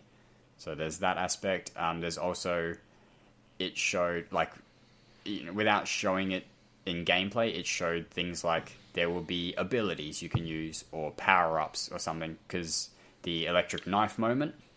Yeah, I was going to say they showed the electric knife. They showed someone wield an electric knife, which seems like a like a bumper power ability that you get maybe one or two of, and stuff like that. Looks kind of interesting. I'm not a Gears person. There's a technical alpha on the 17th of July, and Horde mode is being showed off at Gamescom. So I think the important thing to take away from the new escape mode is that there was a song by Little John on the trailer. I thought that was I think, was it Let's Go? Let's Go! Yeah, man, Little John is just sick. Side story to Little John, we used to listen to, I think it was Fox, and every Friday at about 3:30, they would play that song by Little John. Anyway, it'd get you hyped up for the weekend, and it's like, you've got an hour and a half to go over the working day. But they would play it every Friday. We don't listen to that station anymore, so Fridays aren't as good at work. Back onto the topic, though. Gears 5, I've said on this podcast, Gears of War Gears War's done. Jog on, you absolute bellend, because they ruined it for me. Having said that. Then you saw it. The story looks really interesting. I did say at the time, at the end of, was it the end of Gears, or was it a teaser trailer? Would have been teaser at E3 2018, where they showed that what's her name had run off. What's her name? Yes, Kate. She's and half she has locust. Or something. She has that emblem thing. She has a locust symbol necklace. Yeah. And I did at the time theorize that Queen Mira, who's the antagonist of the first 3 games. Oh, yes, of course. Yeah. She might be like her grandmother or something. Yeah. Because obviously you meet her mother, Raina, but I mean, they could do a bait and switch like, oh, psych, you were adopted. Yeah. But his dad was a locust, haha. Yeah. So but that would have been... they did flash up Queen Mira's face. Yeah. Over the top of Kate at the start of that trailer. So I guess they're kind of alluding to that. They did have Coltrane as well. I recognised him. Oh, yeah, they did. Late in the trailer. Yeah. Man, I still remember playing Gears of War. Like, Coltrane runs on whole grain, baby. Woo! Like, yeah, man, I might play this. But... especially if there's a resupply card achievement. Yeah, I don't know. I think I'm probably still not going to play it, but I might just get it on an alt and play for just the campaign, just the story. Yeah. Because really, the achievements in this game have actually ruined Gears of War for me. But maybe they will learn from their mistake. I think if I am going to play it, I'll wait until everything's out and I can make a decision. But yeah, that'll be the time they start talking about Gears 6. Yeah. After this, they showed this on a different channel. They showed this on the mixer.com/Gears of War. They showed off 3 WWE wrestlers playing. AJ Styles, Xavier Woods, AJ Styles, and I know who would. Now I can't think of it. No one's ever heard of him. Tyler Breeze, yeah. Tyler Breeze, who's a heel. I've never even heard of this guy. No, I have. I played WWE games, that's why. That's the only reason. Do you know there's a 24/7 championship now? What? So, all you have to do... I found this out, like, on the weekend. The championship is... you're able to be pinned at any time. 24/7. Okay, that's dumb. So, R-Truth pinned... Jinder Mahal while they were on a plane in between shows. There was a referee on the plane. He pins him 1, 2, 3 while he's sleeping, takes the title off him, and then he goes and locks himself in the toilet. Anyway, this. I thought it was a joke. That's not a thing anymore. No, it's not a thing anymore. It's purged from my memory. And moving on from that nonsense, they showed off the new Elite controller. There's a focus on durability and customizability. So there's more options with your options with your hair triggers, and you can change your thumbstick tension. It was weird that they specifically said if you want it to play exactly like your Xbox 360 controller, you can. I'm like, that's a weird thing to say. Like, why would... I get some people like it better, but just move on. You've made your decision to move away from it. Just stick with it, alright? I don't know. I think that it represented a really good, like, next step in the Elite controller. The new Elite controller has been the worst kept secret in gaming, just about. Yeah. But having the controller grips go all the way around where your hands go, I think is good. I know you didn't like that. No, I can still... I didn't like it only because it was still rubber. It was still a rubberized grip, and there's enough of it to peel off. Yeah, and then you'll get a replacement under that, or they'll use decent glue this time. Yeah. One or the other. But then I'll get another replacement, and another replacement, another replacement, another replacement. Yeah, I'm catching up to you. I'm on my third now. But anyway, I think tightening the tension of your joysticks is really good as well. The triple clicks for your triggers. Yeah, you can have have three settings for hairline triggers and 3 profile settings as well. Yeah. So I guess my big concern was they're talking about more durability. What about the focus of durability of the thumbsticks? As I recall, that was one of the big fallacies of the current Elite controller. Yes. Yeah, exactly. The drift and the bumpers, the bridge braking on them.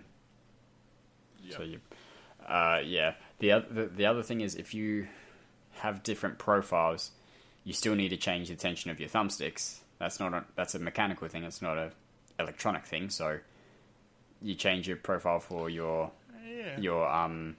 button layout configuration. Yeah, good you point. still need to then whip out your little screwdriver and release or increase the tension depending on what game you're playing. So that's still an extra step if you do customize that much, and which makes it then feel less for me and more for the guy that plays a lot of Call of Duty and a lot of Rocket League Forza, maybe, and a lot of Forza, where they're distinctly different, but he'll play, Call of Duty for a month and then play Forza for a month, where he wants that preset profile because it's quicker than changing all the button layouts, but he has the time that he's going to change the tension. Or she. I keep saying he. It could be a she. I don't really care. I'm sure. I was just thinking... Wait, that was actually... Oh, no, you're right, on the thumbsticks, yeah. I was just thinking about it. I've got the Elite controller, but I actually don't use any of the Elite features on it.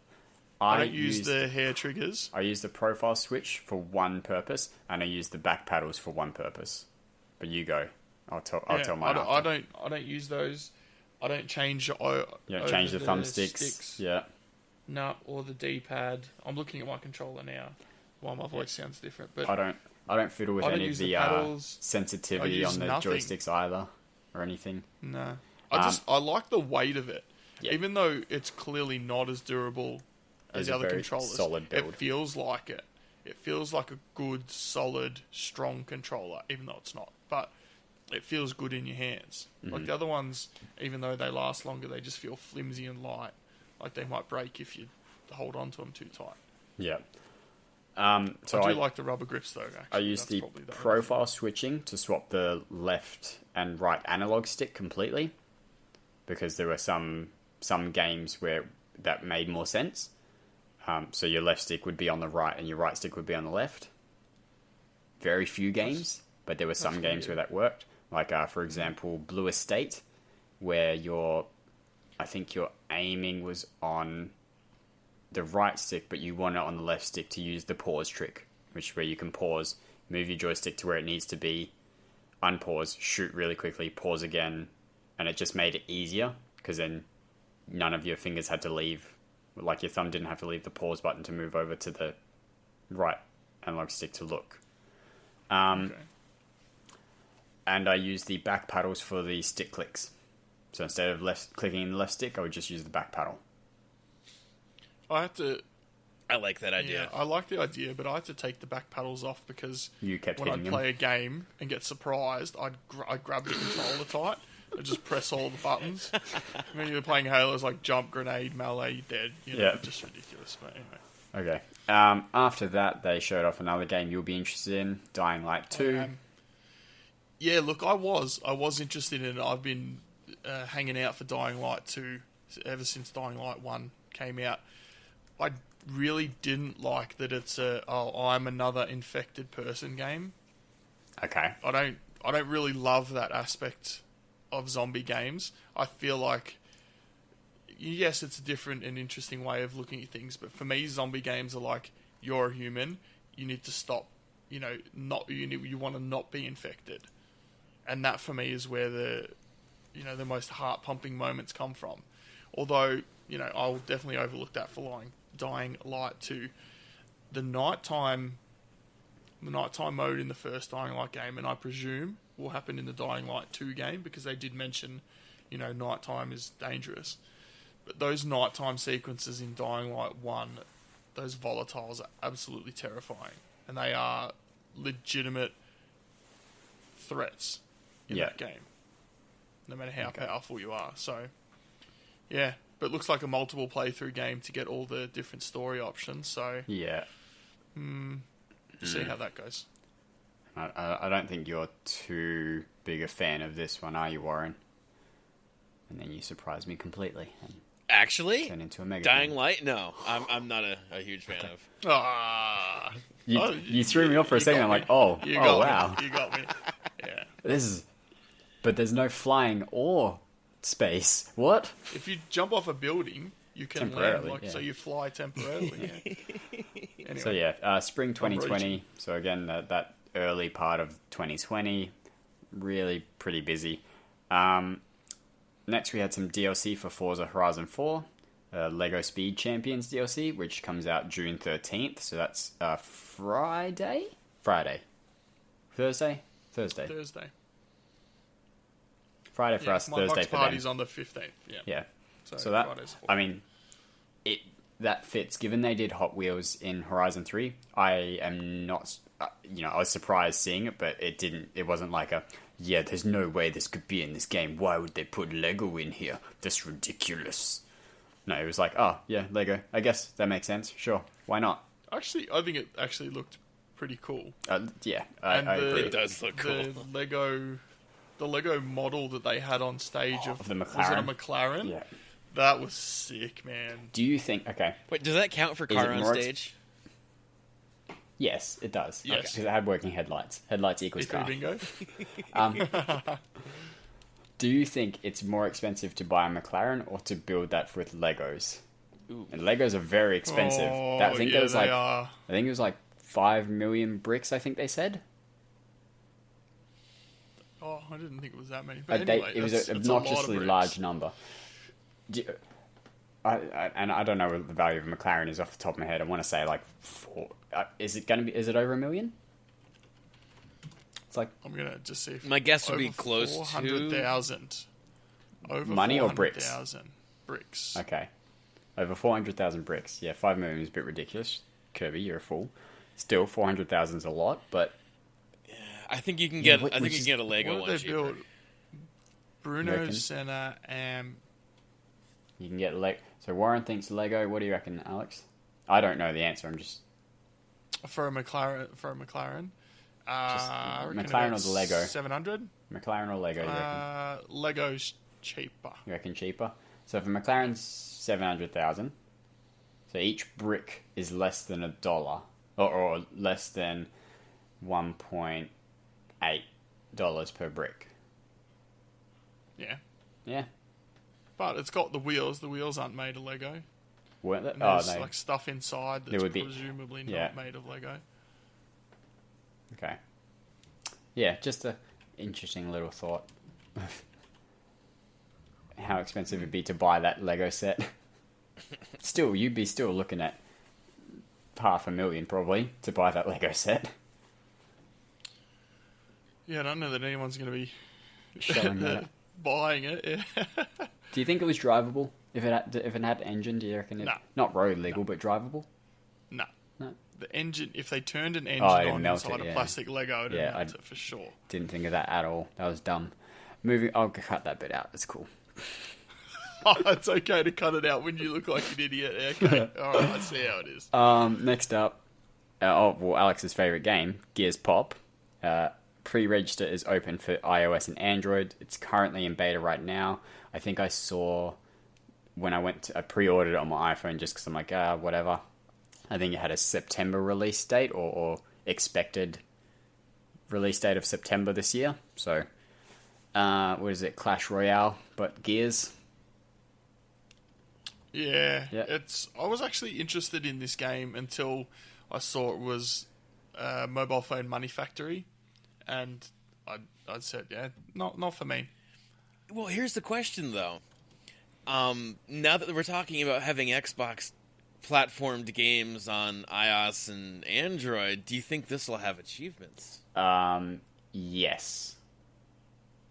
I think it will. When it releases So properly. would you play it then? In fact, that might almost push me to not play it, but yeah, we'll see. It feels like the Coalition's kids were all playing Clash Royale, and they saw it and went, "Yeah, we can make this into Gears. We can do this." Okay. So the McLaren Senna, just to interject, the McLaren Senna listed at the price of US $837,000, with the final car auctioned at a price of US $2.67 million. What's that? Just a proper car, McLaren? That's, yes, the proper car. So, yes, the actual car would be more expensive than 400,000 bricks. Glad we've figured that one out. Yep, everyone listening, you're welcome. Mystery solved. Yeah. Now you don't have to send in your answers on Discord or Twitter, because we've fixed it for you. Suck it. State of Decay 2 Heartland DLC. So that's out on Xbox Game Pass right now. So they added DLC to Xbox Game Pass. I think I'm pretty sure it's a DLC, not a title update. So that's interesting for a start, because that's not something they commonly do, except for, say, episodic stuff, although it is, again, first party. It looks interesting, actually. Like a kind of seems like a story mode, DLC to it. Yeah. With it looks like you play two sides of a story, and they intersect. Yeah, like they're looking for the same person. Two sides of a coin, yeah. Because they are both looking for something, and the lines in the trailer sort of are relevant but different. So, like, one of them says, "I'm looking for a father my father who I never knew," or something, and the other guy says, "I'm looking for a hero who I've never met." See, what I drew from that was they're looking for the same person, and you're seeing two sides of, like, this journey of people looking for this person. So I think that's interesting, but I never got into State of Decay 2. I played the first one, and I don't particularly like that. I'm not I don't really like how it does its things. I think some of the mechanics are interesting, but it's just not for me. You guys know? I know, Alex. I've had State of Decay 2 on my radar a little while, so this kind of adds something to it for me, but... I mean, theoretically, if you wait till Scarlet, it'll run at like 12 frames a second. With all that power. Ouch. Ouch, dude. Ouch. 4 times faster. 4 times faster. But we'll get more on that later. Warren? Yes. See, now that I'm almost done with Neverwinter, it's time for this. Oh, I would not have picked you for... Oh, I guess it is a bit management-y, yeah. That is kind of your thing. Okay. Interesting. After that was my highlight of the show. It's the game I'm looking forward to the most. Phantasy Star Online 2. It's coming out spring 2020. It'll be free to play. I'm not going to go into it too much. This is essentially the first time it's being released in English in the West. The only way to get it previously was in Japanese on the PlayStation 4 or Vita, since I think that started in 2014, I want to say. Or you can get the Japanese version on PC and like get some fan-made English patches and put them in and then play it that way. This is all the content that they've released for Phantasy Star Online, so you'll get, I think, like 7 seasons worth of content, all for free. So I imagine there will be microtransaction-y stuff in it. You know, Asia's very different in that they really don't have qualms. They don't have problems with spending a couple $100 to make your waifu look as good as you want her to. So, yeah, I'm looking forward to this. I know it's a bit of a niche market in our community, but I'm hyped. Alex, I can see your eyes glazing over as I talk about it. Yeah, not. No, sorry. It won't. Yes, it won't surprise anyone that PSO is not for me. Okay. Warren? No, you don't. I'll definitely be playing it. I guess it's not a big deal for me. I think the achievements will more than likely be a grindier kind of MMO, sort of like the Neverwinter style. But hey, that's I need something to replace it. Yeah, because Neverwinter will definitely be stopped updating by then. Yeah, we have the new patch that's coming out in like a week that you know? we're all kind of dreading. Yeah. And then it's done. Yeah. The next game, which it's a bit of an interesting one. Crossfire X Looked good. Huh? I'm actually watching the trailer for it now to remind myself of what it was. Crossfire X. It looks pretty cool. I thought it looked good. It's done by Smilegate, who are a very small Korean team, but this is essentially a kind of like a sequel or a reboot to their game Crossfire, which is huge. Huge. There's about 650 million players on PC, mostly in Asia. It's a couple. I'm not going to be surprised when this doesn't do well in the West, like when, you know, TA has this at less than 1,000 track gamers. That won't surprise me. This will be an Xbox Game Pass though, so it will be free to those people. Yeah, it wouldn't shock me that this is going to be an under 1,000 played game on TA. What it does do is this is the first time this is going to be coming to consoles, so it was never on PlayStation. This is a big foothold in the Asian market. For me, this means more Korean devs, more Japanese devs, more, you know, what Chinese devs do make Xbox One games. More of them not just making for PlayStation, but making for Xbox as well. Yeah, so it's a tough one for me. I won't play this game, for sure. It's a realistic shooter. It's massive in Asia, realistic shooters, but it's not something I'm interested in. But this then sets up a market for those developers to say, yes, there is a market in Asia. Even if the West doesn't do well, there's still 100 million people on the Xbox who will be exposed to our games. So, yeah, and I think the more games they bring out from Asia just increases that kind of diversity of games you can get on the Xbox. Yeah. So, yeah, I think I will end up playing this unless it's a games as a service. I think it'll be... I just need to look up what Crossfire was, whether they class that as an MMO. Online tactical first-person shooter. So I think it's just like CS:GO, kind of. Imagine that. Yeah. Okay. The thing is, though, Tencent published it in China, so whether you want to get involved with them. Yeah, Crossfire, yeah. This is, a big step for Xbox. Not necessarily for the gamers, but for Xbox as a company and as a business.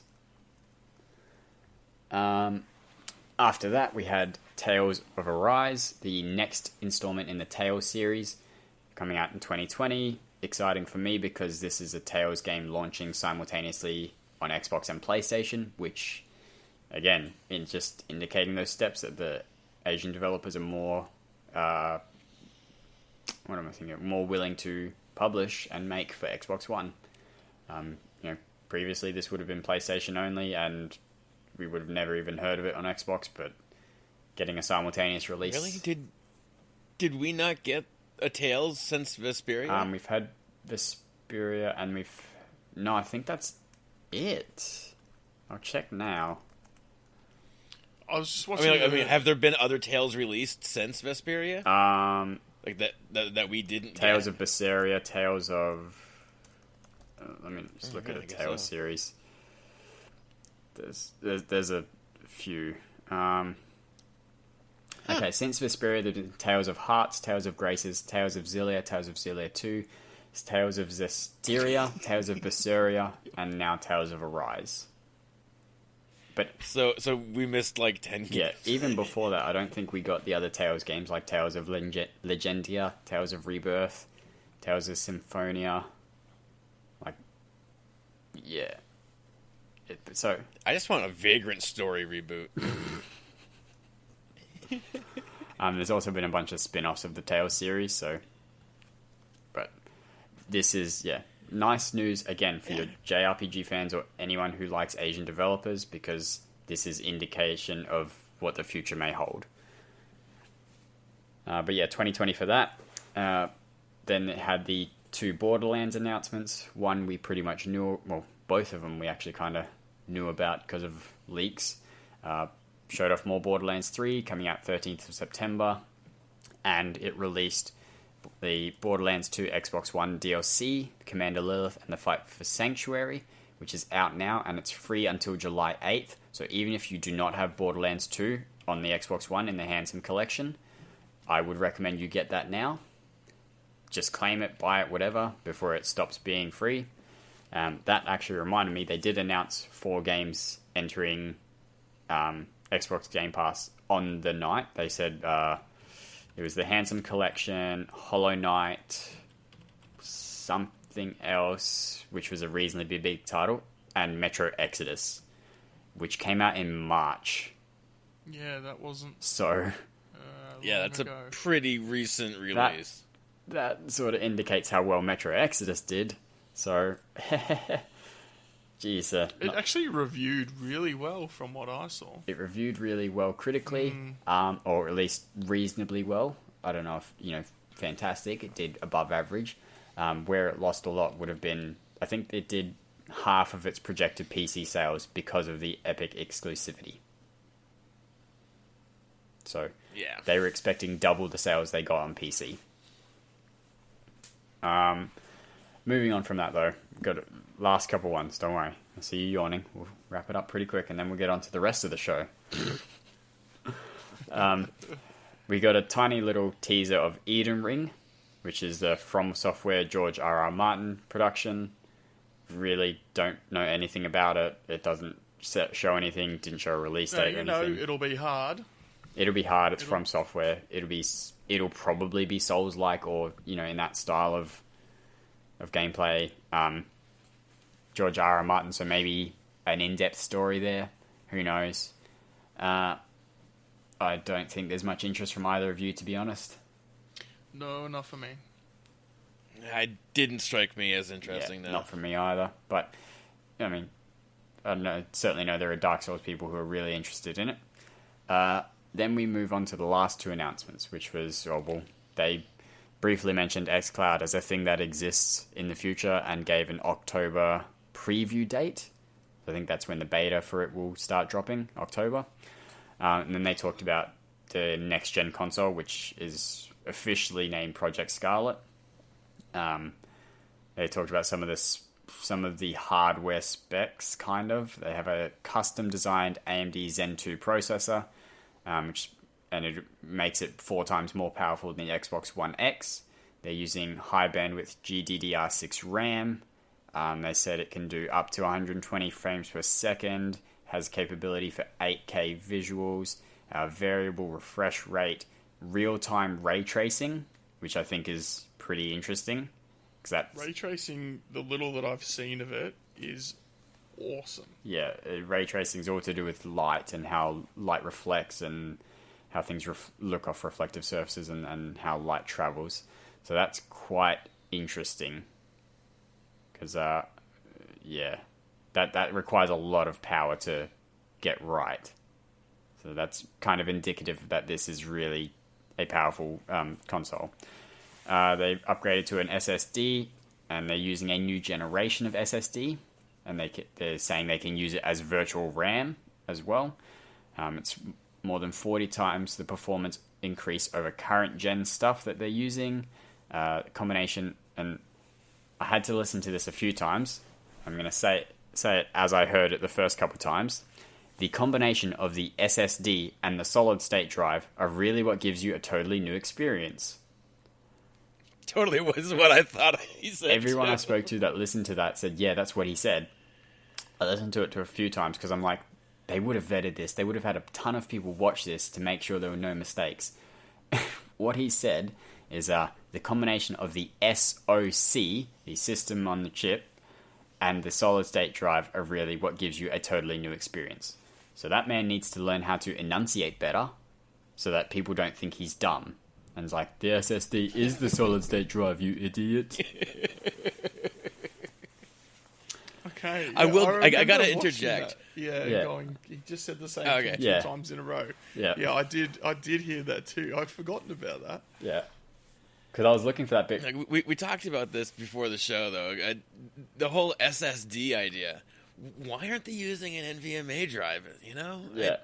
It's not like it's an amazingly new technology. Those have been out for some time. Yeah, they can get a good price point for it. It's not like people are expecting this to be a $200 console. I mean, you know, not more than $500 again, but people are expecting elite parts and an elite performance, and they're using SSD over superior technology. Like it's When you were talking about that other type of thing, what did you say? NVMe. I had never heard of that, and when I was watching the show, I was like, great, you know, they've got an SSD, it's going to be much faster read times, and that's awesome. So it's kind of interesting, you know, I'm not that Tech savvy, techie, yeah. but you two clearly are more techie than me, and I'm going, wow, it's got an SSD in it finally, like, that's awesome, and you two are like, Ah, that's yeah, cute. You didn't future-proof this very well, did you? Well, I'm just like, if you're setting this up for 120 FPS, as in double what we're currently getting, 8K capability, double what we're currently getting, talking about it being 4 times more powerful. I mean, yes, it's an improvement, and I'm not going to knock them on that because it's definitely a good improvement, especially the way they've explained it. I'm just like, but why didn't you use this? Why not use the better thing? And I guess It's doubtful. It's not like there's only 1 or 2 out there. I mean, this is a tried and tested technology that's been on the market now for a year or 2. Yeah. Anyway, I think it's pretty safe to say that they probably won't do 120 FPS at 8K. No, yeah, we should specify that those are probably separate metrics that you can hit 8K probably at 60, maybe 60, probably a little bit less, but nothing too detrimental. And you can hit 120 at 4K. But they did make a point of saying this will run in at 4K 60. Yeah, it They will be a mentioned stable that 4K 60 several for times. everything, and it can go further in some of the areas, yeah. Pedaling back just a smidge to the SSD. God, I can't even talk. I do recall them saying that it was a custom SSD as well. They've not. I don't know if custom's the right word, but they've basically made their own SSD. That's literally custom. I've just explained what custom is. They've redesigned the SSD for what they're doing, essentially. So as I said, I wonder if that maybe it serves the same function as this NVMe. Is that the right? Yeah. NVMe. right letters, but an NVMe drive is actually a chip. It's like flash storage. I just wonder where the bottleneck is going to be. And for me, it sounds like the bottleneck is going to be the SSD. Not that it may be optimized to all holy hell and be fine, but I just looking and listening to this, that's where the bottleneck is for me.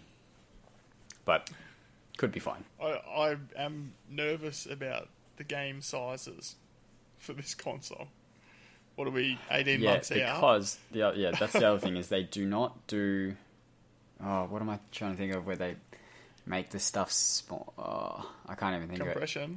Like where PC games are 10 gig and it's 50 gig. Yeah, compression. That's the word. They don't do lossless compression very well on the Xbox. Like you have games are 4 times the size on Xbox as they are on PC. Yeah. Or just think about... Yeah, and if we're talking 8K textures, oof. Yeah.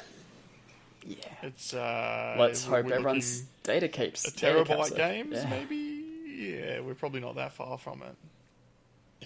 The Master Chief Collection Remaster, the 1 terabyte edition. See, at that point, they would just have to sell you a hard drive, right? With it pre-installed, like that's... I would assume, yeah. They Just here, have the Master Chief Collection on a 1 terabyte hard drive. You're gonna need it. Why? Because it's full of this one game. This is the game. This is it. Another thing I want to highlight just before we move on to our final thing from the E3 conference, they said 4 generations of content better than we've ever seen before. So that's your Xbox Original, Xbox 360, Xbox One, and Project Scarlet games, and they have reiterated everything that is currently playable on your Xbox One will be playable on the Scarlet. So all your backwards compatible 360 games, all your backwards compatible original games, and all your Xbox One games will be playable on Scarlet.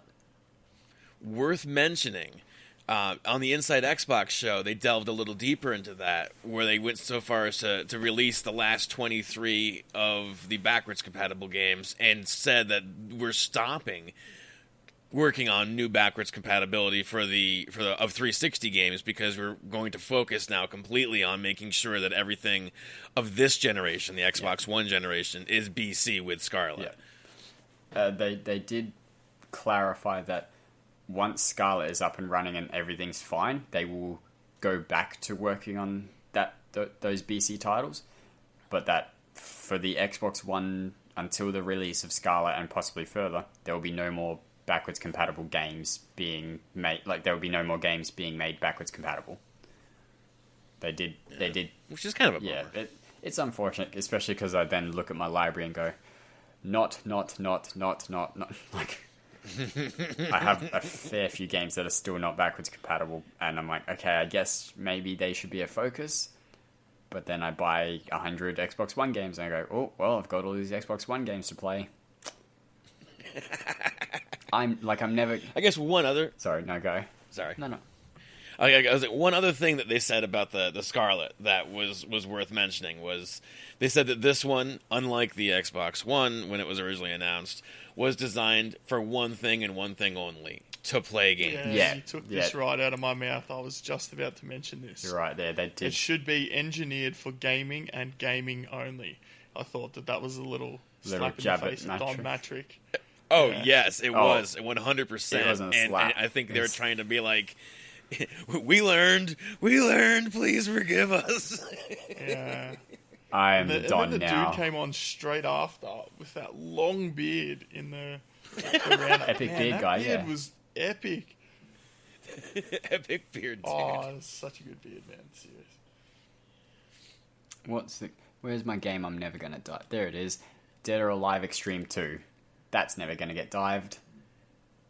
Why not? I don't have all those swimsuits. I don't have like 40 hours to dive a game. Yep. So then they finished the Scarlet, and they said, you know, when we started Xbox 18 years ago, I think they said something like that. When we started Xbox 18 years ago, we had a game that was the epitome of console shooters. You know that this game is why you got an Xbox. And so it's fitting to release Halo Infinite with the Scarlet itself. So it is a launch title for Project Scarlet, whatever that may be named, Xbox One 2, whatever. Oh no, surely not Xbox One 2. What They'll call it something else. Xbox Deuce. The same way they went from Xbox to Xbox 360 with just something else. And they went from 360 to One, they'll call it something else. The Xbox something else. No. You know that's not what I'm talking about. The Xbox... Because they're just going to go Scarlet. What's like Scarlet but is not Project Scarlet? We'll call it the Xbox Ruby. The Xbox Rouge. Rouge Light. Rouge. The best platform for all your Rouge lights. That annoys me a little bit when people say that. No, that's a colour, not a gameplay style. But they did then go into the Halo Infinite trailer. They showed it off.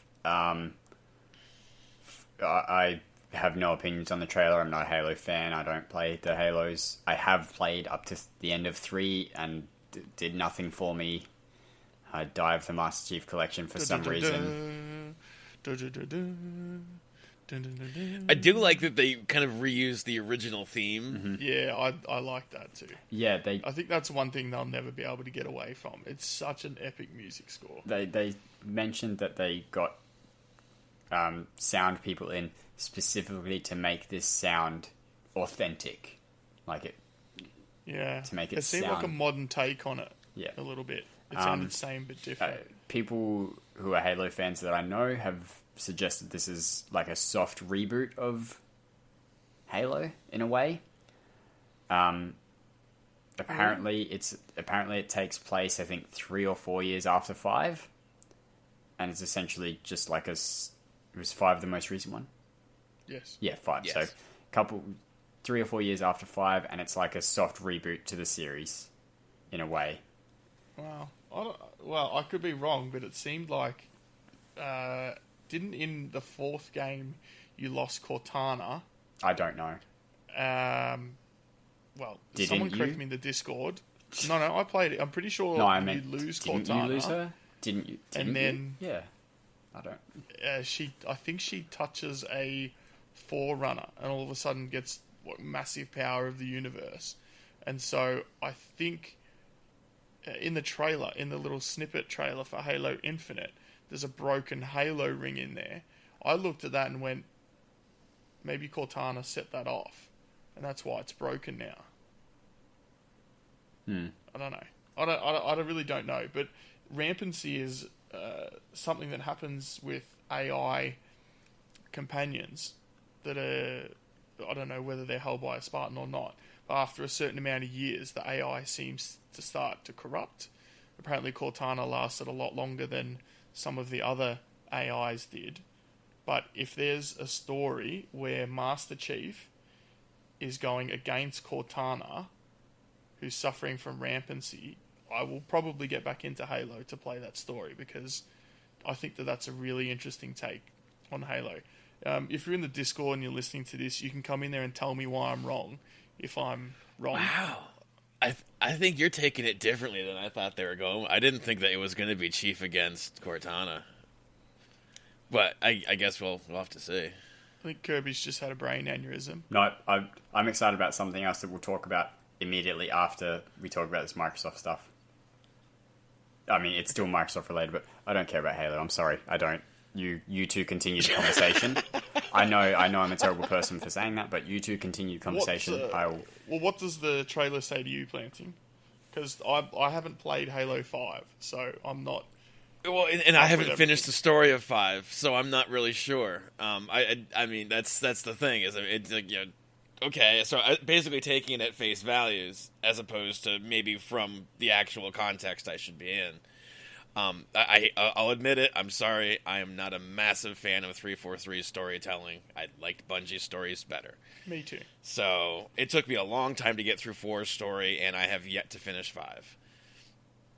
But yeah, I don't know. I thought for some reason it was kind of like a reunion of sorts, where like he's actually going to reunite with Cortana in some form or fashion. Because they show the chip kind of, he slams the chip in his helmet, no AI found, and then you start hearing the Cortana in the back, and I'm like, is this like insinuating there's going to be a reunion here? Is he going to actually like, you know, get a new companion, or is it going to be, you know, Cortana again in some form or fashion? I'm like, I don't know. I'm like, okay, now I got to finish 5's story to kind of see if it clicks a little bit better, but I don't know.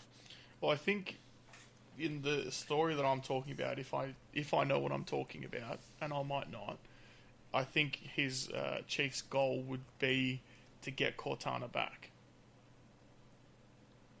It has split screen. He had to give her up. Yeah, it does have just split screen. But I remember Chief had to give her up. I just can't remember why. Anyway, we should stop rambling and let the people in Discord tell us how wrong we are, or how maybe right we are. But it's launching with Scarlet Holiday 2020, so November, probably Christmas. I'd expect that. No, what I got semi-excited about, it's something that's they were kind of announcing, but they announced it inside of Xbox, and that's with the new change to gamer tags. How you can change your gamer tag to whatever you want. Yeah. You can also use non-English letters now. I can have a Japanese gamer tag in Japanese. I'm actually concerned about this. This is from a TA for one perspective. big thing. From a TA perspective, the gamer tag is used in everything in the URLs related to you, and someone can now have the exact same gamer tag as you. Like, there's a background thing that TA doesn't look at yet, because this was dropped and Microsoft didn't have any test servers or anything where we could see what it was going to look like. Rich is having to... Let me just quickly take a look. Rich is having to rewrite everything. Everything. I thought that they knew this was coming. We knew it was coming, but we had no idea how it was going to be implemented, and they just dropped it. They didn't do anything in terms of testing. They just dropped at least one of those muted channels. Or at least, public testing.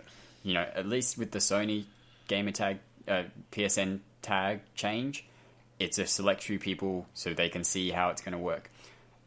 They've had to basically rewrite like half of the code related to gamer tags on the site. There are 400 stored procedures on the site that have had to be rewritten. New website code, new scanner code, new routines, new data tables. This is hell at the moment. I mean, I have a good idea as to how they're probably going to tie it in. Yeah. They're just going to have to base it off your Xbox ID, thing, which is going to be a wasn't static. revealed to us either, so it's not something that we could have looked at before and gone, yes, we can use this, and so yeah. Also, I'm gonna make my name Japanese and make Alex pronounce it every time. Well, here's the thing, and now I get back to my big concern about this whole change. Sorry. If you can change your gamer tag now to anything, including characters in other languages, which I don't have on my keyboard, how do I invite you to a party? Yeah. How do you search for me to invite me? How do you know which... TA boosting sessions are going to become literal nightmares when people start going, I can make my name be all funky letters that look like different letters, but they're crazy acrylic symbols and things. And there's no way you'll ever invite them. Yeah. And then remove them from the session. You basically, it's going to be new session rules. Your gamer tag will be an English gamer tag, and it will not have funky letters, or I will kick you. Yeah. What happens when I change my name to Professor Pluto and change my display picture to the same, and you want to party up with Alex, and we're both online? Well, you're going to have a numbers. You'll be Professor Pluto number 2684. Only in a... And he'll be the regular Professor Pluto. Oh, yeah, I didn't look into that bit too much. No, because you can make... That's only in a not displayed thing. That's like a background thing that you can look at. Kind of like how Discord, we show our name and then... No, I thought they said that would be displayed now. There was a big graphic I saw of it. I think it was in the TA article. To be fair, I haven't looked at the TA article at all. I've just listening to the news and how horrendous things have gone. But you know how Discord gamer tags look, like you have your name with like a number sign, and then but that actually is going to be shown in the foreground, and for everyone who's not on an original, That's like awful. Like if you don't change your name, you'll be ChinDocta with no number sign and no numbers. If you want to be, if he wants to be ChinDocta, he'll be ChinDocta number 1 is 654. Yeah. So you. Okay, so I can't change my name to. At this point, I can no longer change my name to something that doesn't have numbers. Is that what you're saying? Or as long as it's... I want to say yes. As long as it's unique, it won't have numbers. I don't know. Okay. I need to look into this more. Not that I'm ever going to change my name, but... And here's the big thing. It's still $10. Yeah. If they're making it be so easy and flexible like the Discord format where you can change it to whatever you want, why is it still $10 a name change? Yeah. Although now they're giving everyone a freebie. Like, I'm going to use it. But, I mean, whatever. Okay. That was the news for there was the news portion was your interesting gamer tag change news. So and all the E3 stuff. I see. Yeah, I can see this being nightmare for Rich and a nightmare for boosters. Yeah.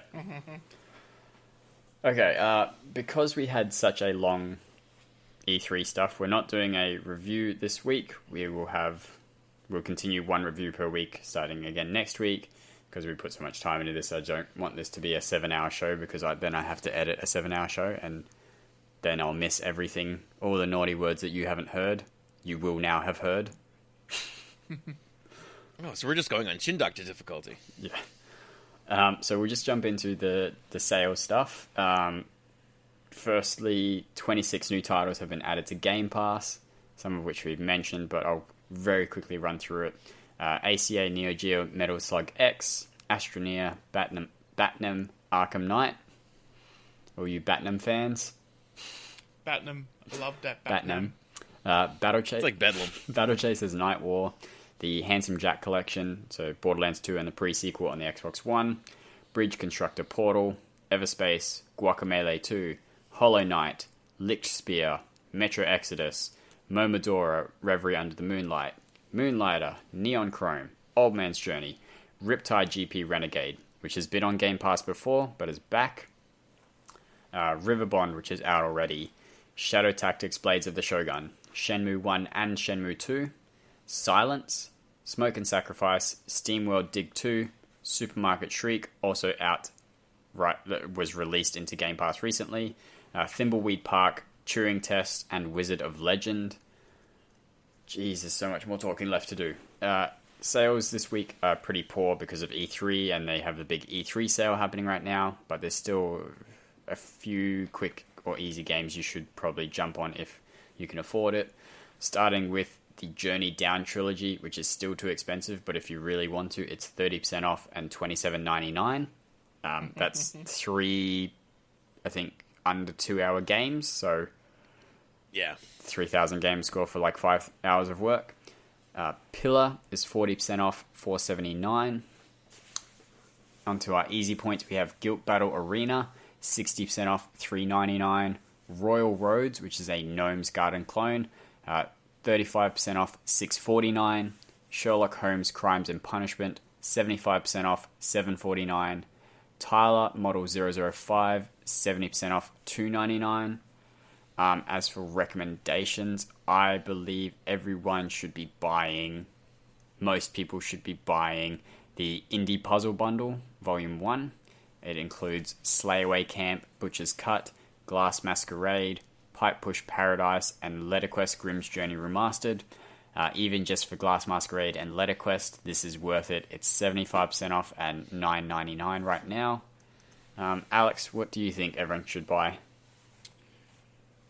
My favourite game, which is Dead Island, and it's on sale on the 360 this week. It's 70% off, $4.49. I still remember playing this game for the first time. I actually took time off work. I think it was a week off work to pre-order this and play it the day it came out. When you're playing and you get out of the lifeguard's hut, you walk up the stairs and the music cinematic plays and you pan out across the ocean is just one of those moments in games that for me will be really difficult to forget. I love the game. It's definitely not without its faults, but playing it in co-op with people is just an absolute hoot of a time. It is so good. And slicing zombies' heads off when they're screaming at you and running is just, it's very funny. But yeah, I love it.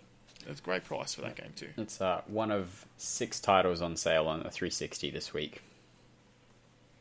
Yes. Yeah, very poor 360 sale. Definitely. Yeah. All right, Warren?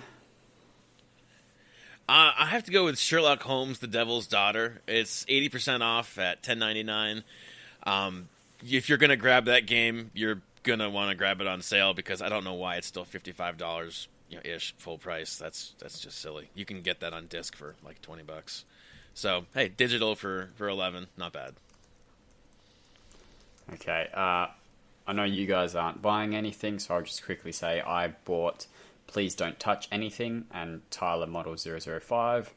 A lot of the stuff I already had or didn't want, so there's that. New games. On Wednesday we have Adventures of Bertram Fiddle 2, A Bleaker Predicament. Thursday we have the Forza Horizon 4 DLC coming out, Lego Speed Champions, and Doodle God Evolution, which is apparently exactly the same as Doodle God, whatever was already on the one, except there's now a new campaign involving animals. So a lot of the achievements, you can just copy the guide from the first one, and then just look up Steam guides for the farm-related stuff. On Friday, there's Hollow, which is a first-person action horror game, Hexalogic, which is a puzzle game, Verlet Swing, which is a psychedelic. If you enjoyed the web swinging of Spider-Man in first person, this is the game for you, because this is that on drugs. Queen's Quest 3, The End of Dawn, Artifacts Mundi, don't need to say any more about that. Tuesday, we have Another Sight, Citizens of Space, and Bloodstained Ritual of the Night finally releases. That was a Kickstarter game that's been on the cards since like 2017, I think it was supposed to come out. Maybe before that even. I think there's a lot of people excited about it. Isn't it meant to be like a Castlevania type game? Yeah, I think it's the same guy who did Castlevania or something like that. I know that the people who made it are related to the original Castlevania. My concern is there were lots of people who worked on Mega Man that did whatever that Mega Man Kickstarter was. Mighty Number 9. Yeah, there are a lot of people who did that. There are a lot of people who worked on Banjo-Kazooie and Tooie who did Ukulele. And I think Ukulele was well received. It was very like Banjo, no, it was polarizing. There was I think you can still have that nostalgic game and still bring quality of life elements from current, like the camera for a lot of people, not for everyone, for a lot of people the camera was awful, and it felt like it was doing that because that's how it was for the N64, like rather than we couldn't do a camera. We deliberately made the camera shoddy because that's what you remember, and that'll get the nostalgia going. When I don't think anyone would have been, oh my god, the camera works really great, this game sucks now. Probably not. No, I wouldn't have thought so. So, yeah, that's just my opinion. I'm sure a lot of people loved it, and I'm completely wrong, but that's just how I feel about it. Milestones. I've ordered this perfectly in chronological, the only order. So, Secular Forever has reached a new milestone of 65 completion percentage, which is pretty good considering he's also earned the milestone for 1.5 million true A score, true achievement score. So, that's pretty good then. That's a reasonable amount of games he's played. Eliphalet has reached... Oh, you ordered this, didn't you? I changed the order because it was not in order. I thought I did that nonsense. Okay, never mind. Yeah, because I was like, those two weren't next to each other. Eliphalet has reached a new mark. Eliphalet 77. I apologise. This is the original. Yeah, make sure you don't get it wrong like Neomaster and Neomaster 47. And Neomaster 2008. One of them's got a million Gamerscore. Bet he's not in our Discord. Or she. It's probably a she. Yeah, Eliphalet 77 has reached a new milestone of 250,000 Gamerscore. Ghost World has reached a new milestone of 450,000 Gamerscore. Hatton 90 has played 250 games, but Eliphalet 77 has played 500. So, that's a lot of games. Look, he's getting into big numbers now. Angel SK has reached a new milestone of 300 completed games. And Buck Marley 155 has reached a new milestone of 25,000 achievements won. That's a lot of achievements. I think that's more achievements than me. That's a lot of achievements. I'll check. That's more than me. That's 3,000 more achievements than me. That's a good number of achievements. Alright, and as per usual, milestones means we're done. Aren't we? Any knobs and the discos? Look... To be perfectly honest, there probably were, but at the moment my inbox is flooded with an announcement article was created for all the E3 stuff, so I couldn't tell. The only one that comes to mind for me, and I don't know if it was recent or if it was just recently flagged, was Chivalry. Oh, yep, that's about to... Yeah, we're about to kill it. Chivalry Medieval Warfare on the 360. Oh, it's... The flags went through. Oh, did they? It was in my inbox. Yeah, like I said, I can't actually tell because... Exactly. No, I hear you, because you got the crazy inbox. I don't have much for auto posts, and that one did come through. I've said essentially that I want to hear announcement stories and reviews, so I want a PM for that. Unfortunately, E3 is a bad time for announcement story news to get PM'd about. Yes. Yeah. A little bit. But, yeah. Sorry, I skipped over that, hoping you wouldn't go back to it because I didn't do my due diligence, but it's alright. We've got Warren here. Okay. Got one. Alright. Well, like you said, that's episode 45, the E3 episode. I think this will be our longest set. Now. Yeah, If we vamp for another 5 minutes, we'll guarantee it, though, so... No, go into the contact us. I'll definitely not derail us. We'll be fine. I'm sure we'll come under time. Definitely. How do you contact us? The podcast, not us individually. Alex? Alright. So, you can contact us by email if you like. hello@realgamerscore.com. You can send us some tweets or PMs on Twitter @realgamerscore. Discord, you can find the invite at discord.io/realgamerscore. And Patreon, you can find us patreon.com/realgamerscore. You can write in questions to the episode if you like, and we'll endeavour to answer them as soon as we can. And if you are interested in being on the show, please send me the equipment that you would use and maybe a sample of your audio. Probably on Discord is the best place. You can find me there at ProfessorPluto, and obviously in the show Discord. You can subscribe to us on iTunes to support the show and other podcast platforms. You can leave us a review, which we'll read out on the show. Tell your friends about us, retweet us on Twitter, and subscribe to us on YouTube and Patreon if you so desire. Chin, if someone wants to find you, where can they find you? You can find me everywhere at ChinDocta24698. That's ChinDocta24698. Actually, no, that's not everywhere. That'll just be Xbox and True Achievement. Oh, I don't know about True Achievements. I don't know how they're going to handle that, but no. ChinDocta everywhere. Mixer, True Achievements, Xbox Live, Discord, Twitter, ChinDocta. If anyone sends messages to you over Xbox Live soliciting you for favors, it was definitely not me. It's someone else who's using my gamer tag, alright? But you should probably listen to them, because it's risky business, Just give them money.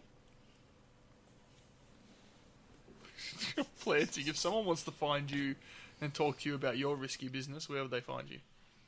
That would be Planting42 on Xbox, TA... Well, I guess TA. We'll figure out how they're going to display things.